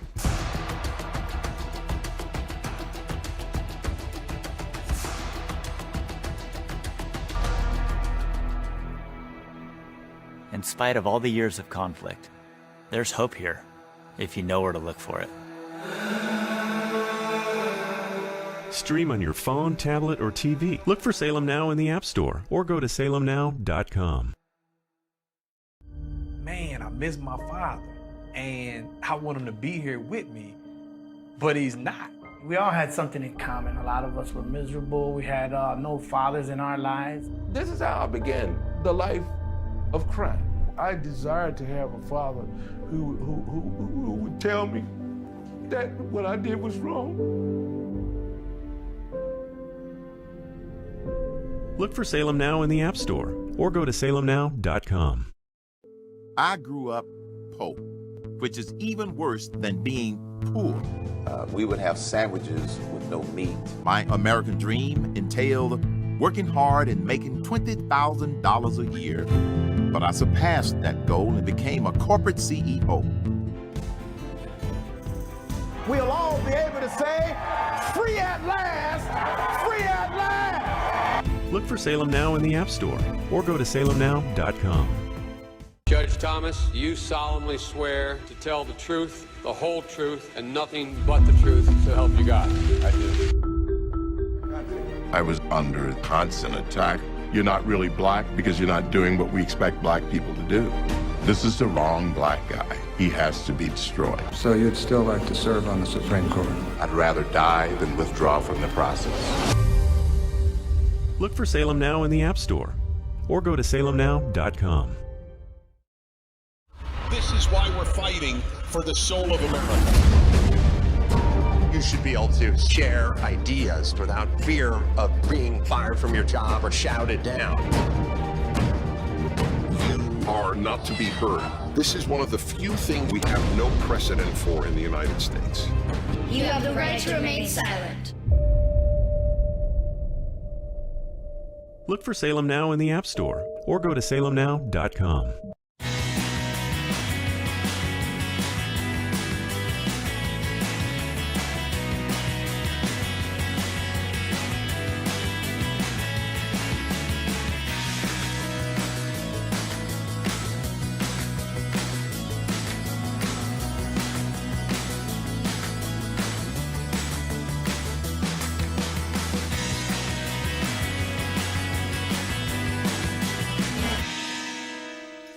All right, everybody, Dennis Prager here.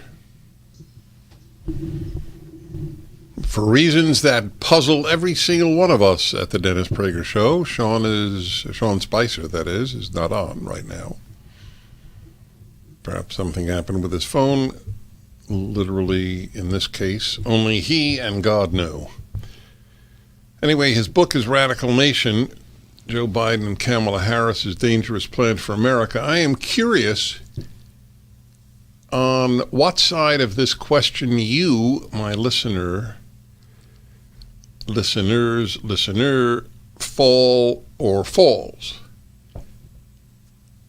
My original thesis was basically any Democrat would be doing the same thing to this country, ruining it.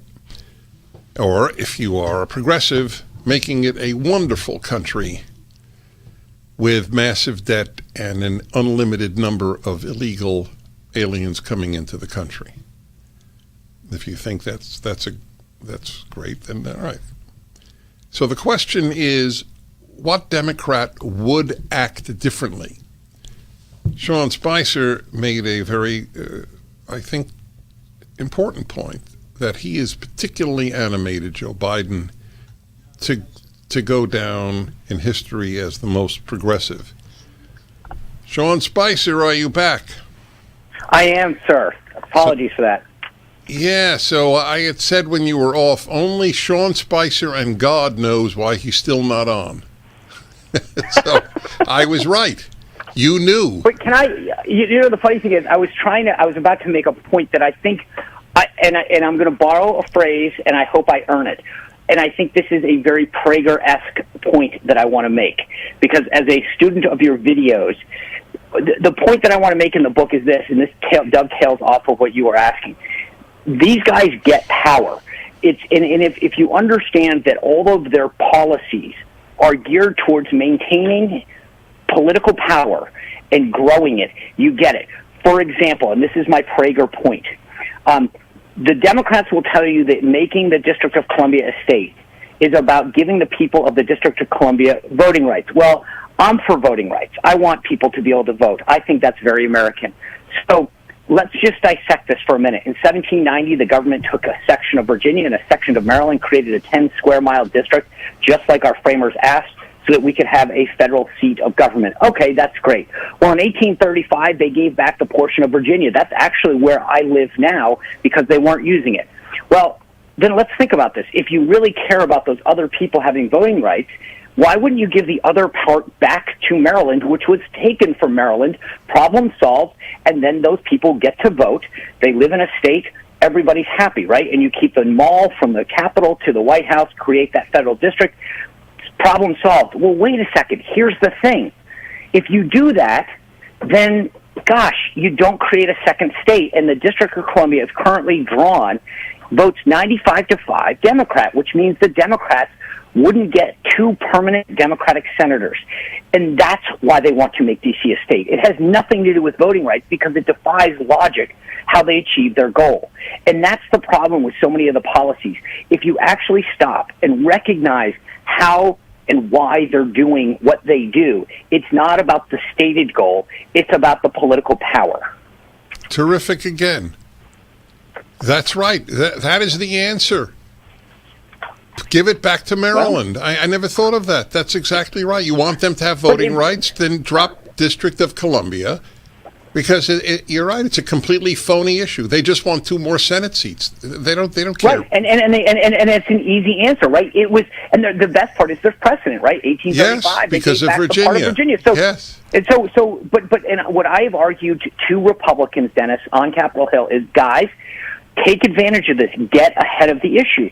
Make all of those people whole again. Say, we do want you to vote, which is why we're giving you back to Maryland, because that's where you were taken from. Instead, awesome. The Republicans sit there and say, oh, well, I don't know. And I guarantee you, they will get screwed at some point in the future, and the Democrats, when they have power, will make D.C. a state, they will make Puerto Rico a state, and then Republicans will never have the majority in the Senate again. They need to start thinking strategically and get ahead of problems. I love it. I love it. So let me go back to my original question, which when I thought you had disappeared, I was summarizing. So you have made an excellent case for why Joe Biden wants to be perceived in history as the most progressive president, i.e., most left-wing president in American history. Fair enough. So what Democrat wouldn't? That was my original question, which does not invalidate your answer, But my belief is that the center of gravity in the Democratic Party is so far left to begin with, it's hard to imagine a Democrat being president not being on the left. I agree with that. But I think that there's a difference between will you be willing to cut a deal and what the agenda is. In other words, Biden gets that it's not just one thing he wants to get done. He wants to do the court, pack the court, make D.C. a state, get the spending done. And when you string it all together, whereas like a lot of guys would take one win and call it a day, he's trying to do it all because he gets it. And if he just falls short of that, he'll never get the title. So I think everybody would want to be, but I think there's enough, there's other folks like a Joe Manchin who, or even a Nancy Pelosi, who would be willing to cut a deal to incrementally get further in the direction that they wanted. That is vastly different than saying, I will accept nothing less than title. You think she thinks the same way, Kamala Harris? Oh, I think Kamala, I mean, the one thing about, there's an entire chapter in that Kamala Harris will be whoever you want her to be, whenever you want to be, whatever works to her advantage. I mean, I think that when she was district attorney out in San Francisco, she was a very different politician than she was as Attorney General of California, than she was as Senator from California, than she is as Vice President. She will shapeshift however she needs to be to get to the next step in her political advance. So that's different. I mean, I think if you told her today, you can be president of the United States, but you must give up these three things in order to do it. You must be a moderate. She would buy that deal, take the deal. I don't think that Biden would take that deal. He's not looking to govern from the center. He's looking to go down in history as somebody that Democrats going forward will look to and say, remember the Biden years and everything that he got done and the people he appointed and the diversity that he had and the unity that he, I mean, he wants that legacy. I think Kamala Harris wants the power. That's different. Being president is a very powerful job, as we all know. I think Harris wants the power. Biden wants the legacy. Very clear. And you know how much I love clarity. The book is Radical Nation, about Joe Biden and Kamala Harris's plan for the United States.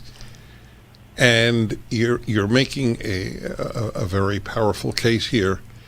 So do you think, this is complete speculation, I acknowledge, you think there are a lot of Americans who regret voting for Joe Biden? No, I don't think. I know. I mean, I know a lot of folks.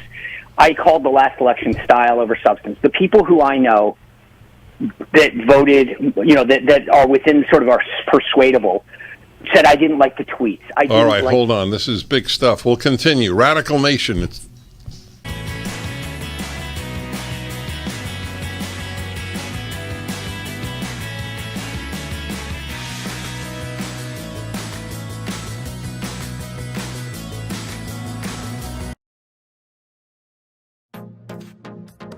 trending now on the Mike Gallagher Show. Bank transactions. The Democrats want the IRS to snoop around and check out what you're doing if you have a bank account with more than $600 in it. They want to get involved in your PayPal transactions. You're sending money to your kids. The IRS wants to know all about that. They think they can drag more money out of us. Like the IRS. And the Democrats' scheme is we got to figure a way to pay for all this crap. All this spending the Democrats want. Okay, here's the way we can do it. Let's go audit a bunch of people and let's go check out grandma sending $601 to their grandkid via PayPal. And when a reporter pointed out to Pelosi that Americans are livid about this, and is it going to stay in your reconciliation bill? Pelosi had a very predictable answer. Yes, there are concerns that some people have, but if people are breaking the law and not paying their taxes, one way to track them is through the banking measure. I think 600, but that's a negotiation that will go on as to what the amount is. But yes. Yes. You think a multi-millionaire like Nancy Pelosi cares about a hardworking person being tracked by the IRS? If you have a transaction over $600, yes, some people are calling the bank. You better call your bank. You got a relationship with a local banker? You better call him or her. and you enter demand, there be a pushback.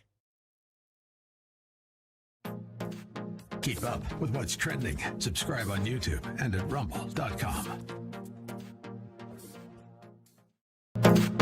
Trending now on The Charlie Kirk Show.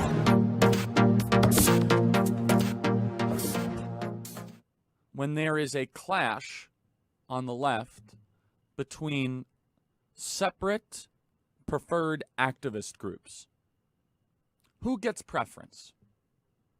Who wins? Now, on the left, they have a hierarchy. Not any different than a hierarchy that you'd have in any sort of organization.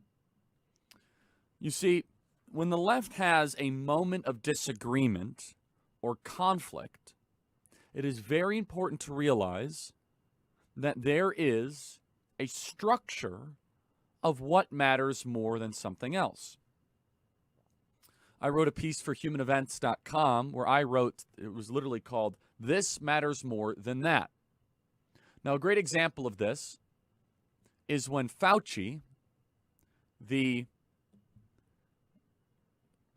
lockdown artist, the anti-freedom activist, mad scientist, who is the best example of the technological and scientific elite that the left worships, when he was even confronted by a talk show host where they asked Fauci, they said, "So do you think that young people should stop hooking up via Tinder and basically having very promiscuous relationships?" And Fauci said, "Well, you have to understand there's some risk to that." He didn't denounce it because he understood that if he came out against promiscuous behavior for young people, there'd be a revolution. Keep up with what's trending. Subscribe on YouTube today.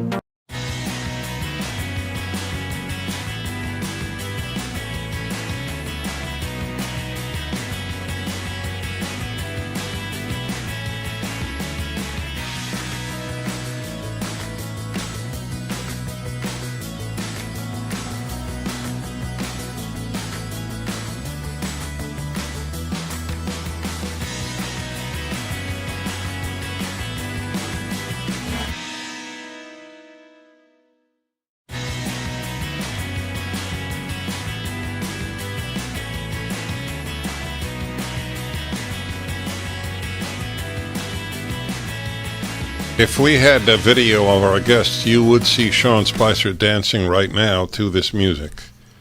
Just the thought you should all know about that.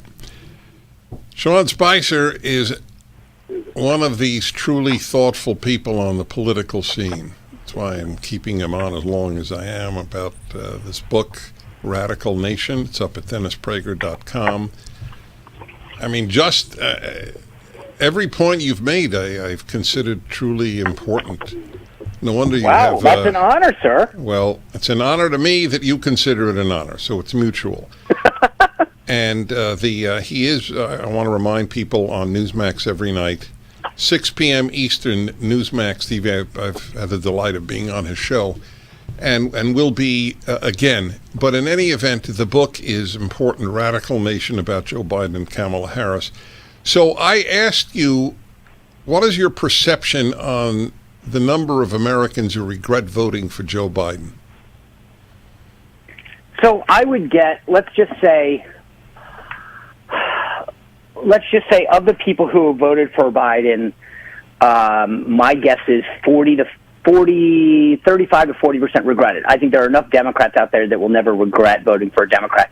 But I think between the disaffected Trump voters, the independents, and then a decent slice of Democrats, my guess is that you're probably in the 40% range of folks that regret him being the person, based on where we are both economically, foreign policy-wise, the Afghanistan debacle. I mean, there's just so many things that I think a lot of people who care about different aspects of life and society are probably saying, okay, I didn't realize that this is what I was voting for. Mm-hmm. I know I'm going to offend people by saying this, and it's not my thing to offend people, but I will say it because I feel it important enough to do so. I have contempt for anyone who voted for Joe Biden.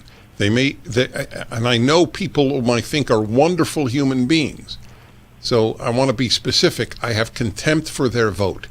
They weren't thinking clearly. They were so transfixed by their loathing of Donald Trump that they voted for a terrible human being. That is my position. Well, so here's what I would tell you. As you head into the holidays now, and you're going to encounter the people that are transient that sort of say, the crazy uncle or aunt that says, but Trump, but Trump, but Trump. When you argue the facts, which I know you are a huge champion of, and say, this is what is happening, these are the consequences of your vote, that's what I think gets through to people, is by saying to them, when you appoint a 38-year-old person as I was going to say young man, but at 38, I guess, old enough, as head of the transportation department, whose experience was mayor of a town or a city of 100,000 who had 66 buses, why do you think we can't solve the ports problem? Why do you think we have supply chain issues? Because you chose someone to check a box, not because they were the most qualified. And part of what I lay out there, Dennis McDonough is the Secretary of Veterans Affairs. He's probably, from everything I gather, a very nice person. He's a very smart man, but he's never served in the military. He's never worked with veterans. He's never been in a healthcare position. Only one other person in the history of our country was not a veteran that ran the Veterans Affairs Administration. That was Dr. David Shulkin, who was in the Obama administration. Trump kept him over because of his expertise in healthcare, which is the largest single issue that veterans deal with in the VA. So why is Dennis McDonough running the Veterans Administration? Well, because he was Obama's chief of staff, and we needed to find a home for him. That's how this administration was staffed, by people that we needed to take care of and people that checked a box. And Dennis, it is so bad in terms of the people and the policies that people need to be able to break it down and to explain to people in a certain way and say it's not just that they don't get it. When they announced the other day that they wanted the ports to run 24/7, I was banging my head against a wall. I'm going, you can't get people to work 8-hour shifts, and the answer is to make them work 24/7? Let's get back to basics first. But their answer is to throw things out like that. I ordered everyone to work 24/7. That's not the problem. You can't get people to work the current shifts. All right, I have a lot more for you. The book is A Radical Nation. The author is Sean Spicer. The book is up at DennisPrager.com. It was a painful thing for me to say what I said about people voting for Biden, because I know so many sweet people who did. But it was an inexcusable damaging of our country. Inexcusable. Nerve Renew is one of the few products I have asked to advertise on my show. I am one of those who has the issue of numbness and tingling and nerve stuff in one of my extremities, namely my feet. I've had it for much of my life, sort of born with it. Solved it with inserts specially made for me in my shoes. And then I read about Nerve Renew, and after 8 to 10 months, I got rid of the inserts for the first time in my life. I haven't worn them since. If you have this in your hands or feet, go to trynerverenew.com.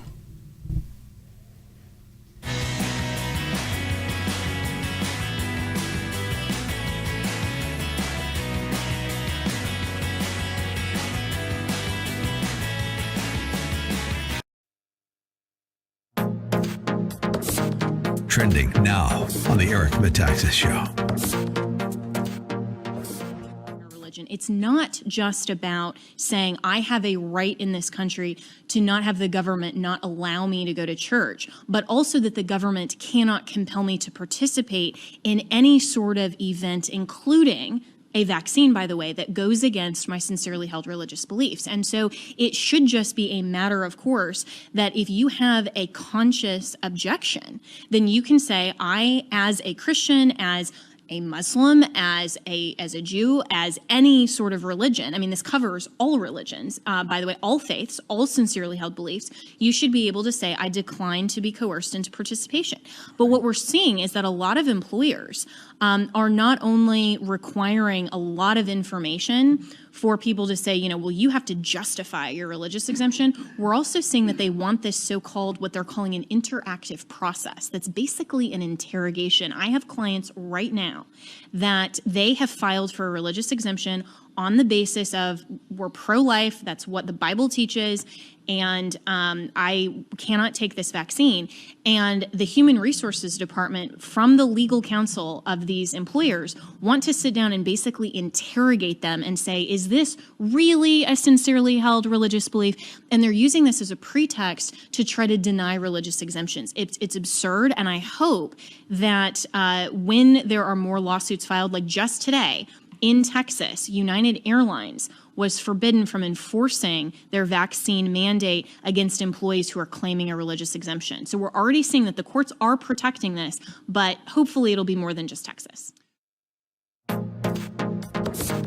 Keep up with what's trending. Subscribe today at rumble.com. This is why we're fighting for the soul of America.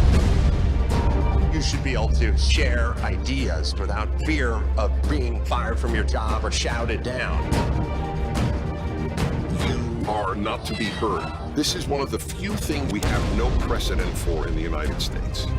You have the right to remain silent. Look for Salem Now in the App Store or go to salemnow.com. This is a story of how 1 million children were placed with local foster families. Parents from all walks of life share their stories of overcoming the one-child policy by taking in orphans. At a time where there's so much negativity and cynicism, here's proof that a single leap of faith can change the world. Look for Salem Now in the App Store or go to salemnow.com.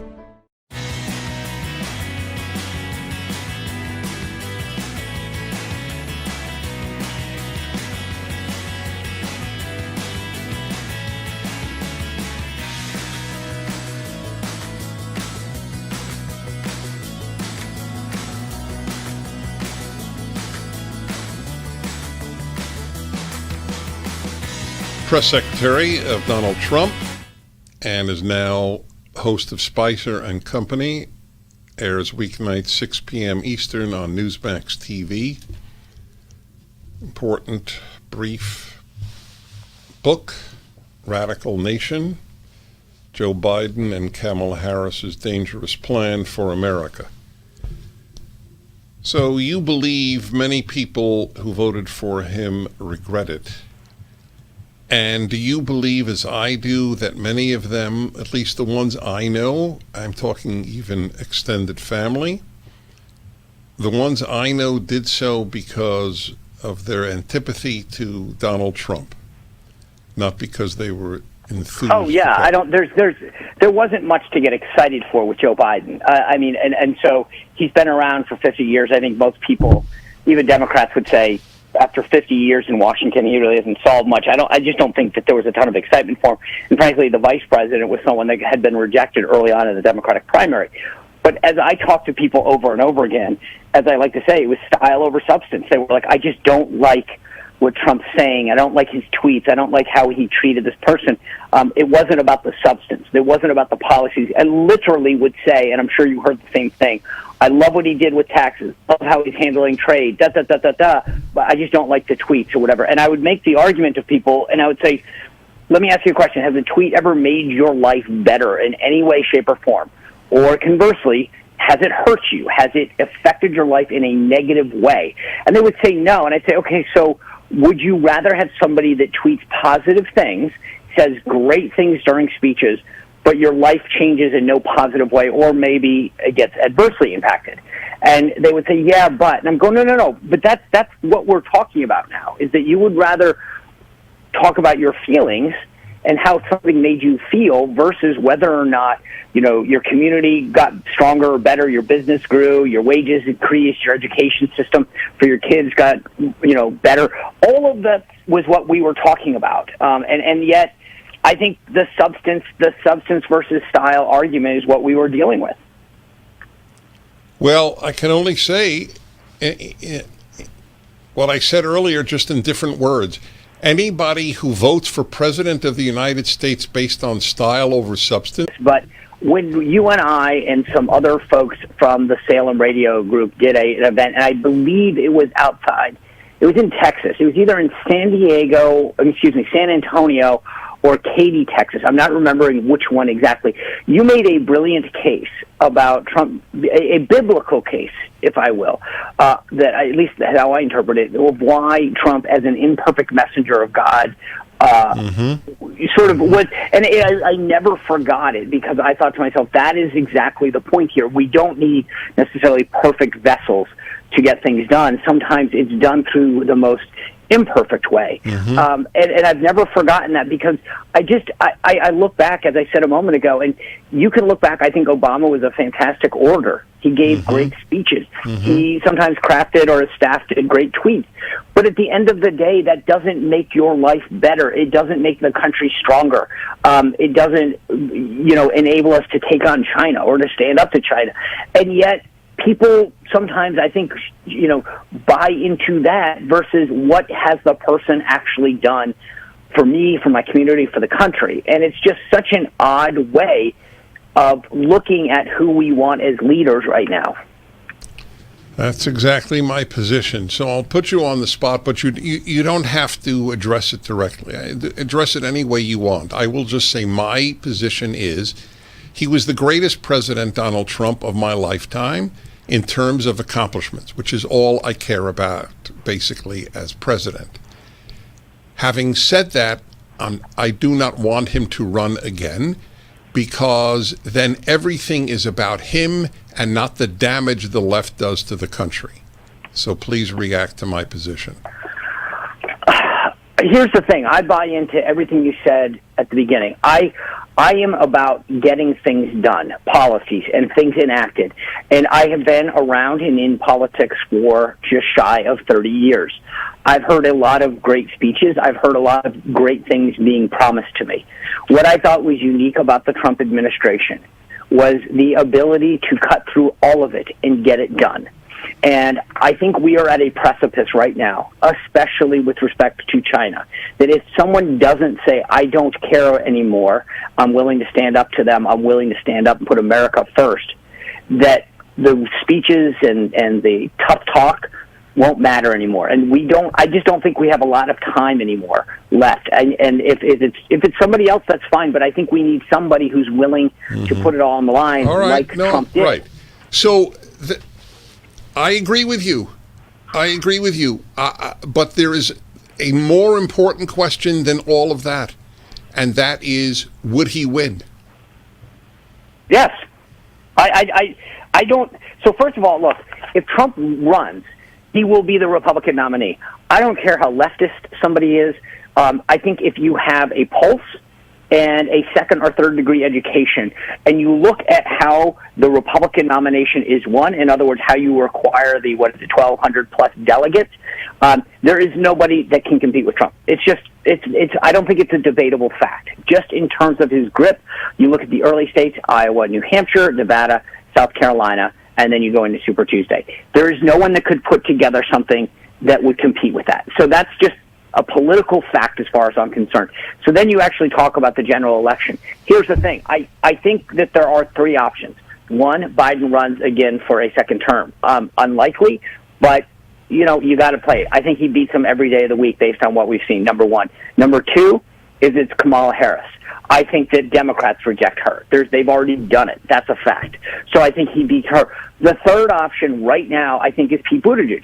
There's a great faction within the Biden White House that sees Buttigieg, that doesn't like Harris, doesn't think that she's got what it takes, and sees Pete Buttigieg as the heir apparent. That is mind-boggling. Hold on with me. Sean Spicer's book is up at DennisPrager.com.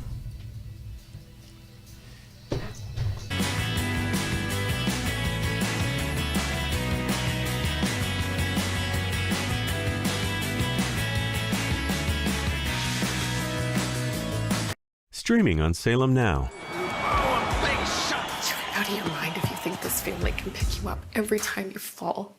Every time I take one step forward, seems like I fall. Boy, Dylan Wright came in this morning. He wants to fight you. Never say die, gonna give it all. This is your opportunity to get back on your feet. This is my time. Won't quit, I've just begun. You gotta know who it is you're fighting for. That's the fight, Bo. I can't believe I'm saying it, that Bo Lawson can go 10 years without a competitive fight, and here he is going toe-to-toe with the world champion. No one expected this out of him.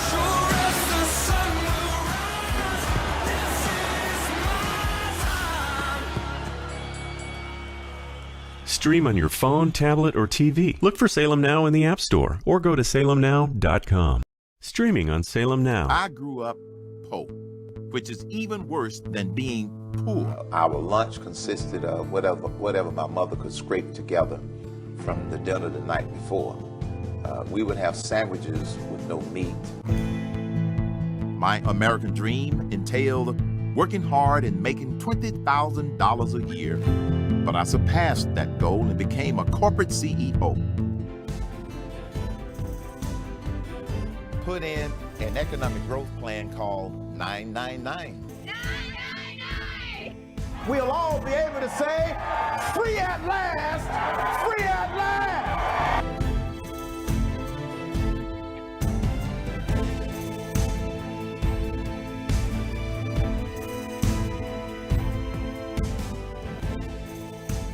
Look for Salem Now in the App Store or go to salemnow.com.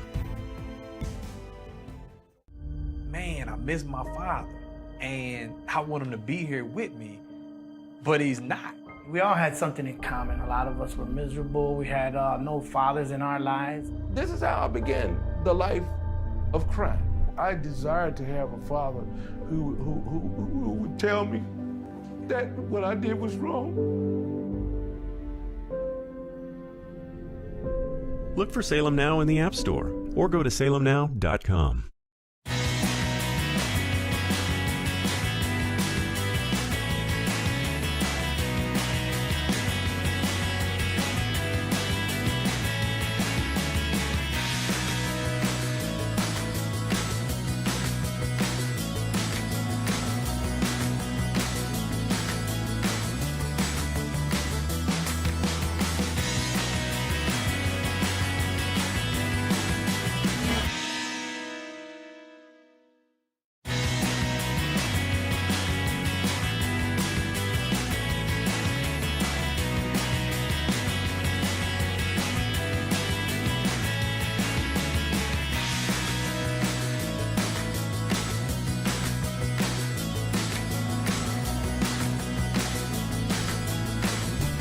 Relentlessly interesting hour, I must say. I salute you, sir. The book is Radical Nation, Joe Biden and Kamala Harris's Dangerous Plan for America. So this was another bombshell you dropped, which is as big as the brilliant idea of returning the District of Columbia, Maryland part to Maryland. It's the perfect response to the phony issue of giving these people a vote. Fine, you want to vote? Rejoin Maryland. I love it. I will cite you for many a day.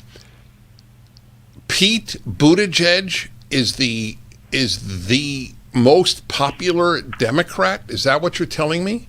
No. That's a great point. I'm glad you made that distinction. What I'm saying is that within the Biden world, from the folks that I talk to, there's a division. There are people that think that Vice President Harris should be the heir apparent. Right. Nobody believes that. She's incredibly unpopular. But okay. I get it. But she does have her supporters, and probably it's her husband. But I think, but the folks that I talk to over there really and truly believe that Pete Buttigieg is the future. He's young. He's, obviously gay. He's a former military guy. He is a smart guy. I mean, I've listened to him. He's smart. I think that that's who they think is the future. Whether or not he can win or not is not what I'm suggesting. But my point to your earlier question is, if Trump ran against, who would run against him? Could he win? I look at the current top three possibilities and suggest that in all three cases, yes. That in all three cases, yes, what? Yes, he beats them. Trump. Trump beats all three. Oh, yeah, yes. Oh, I see what you're answering my challenge. That does make sense. Again, you make sense. That's I learned that from a very wise man. Well, I'm very touched. Listen, I wish you the success that you have truly earned. And if you have a video of you dancing, you know my email address. I do.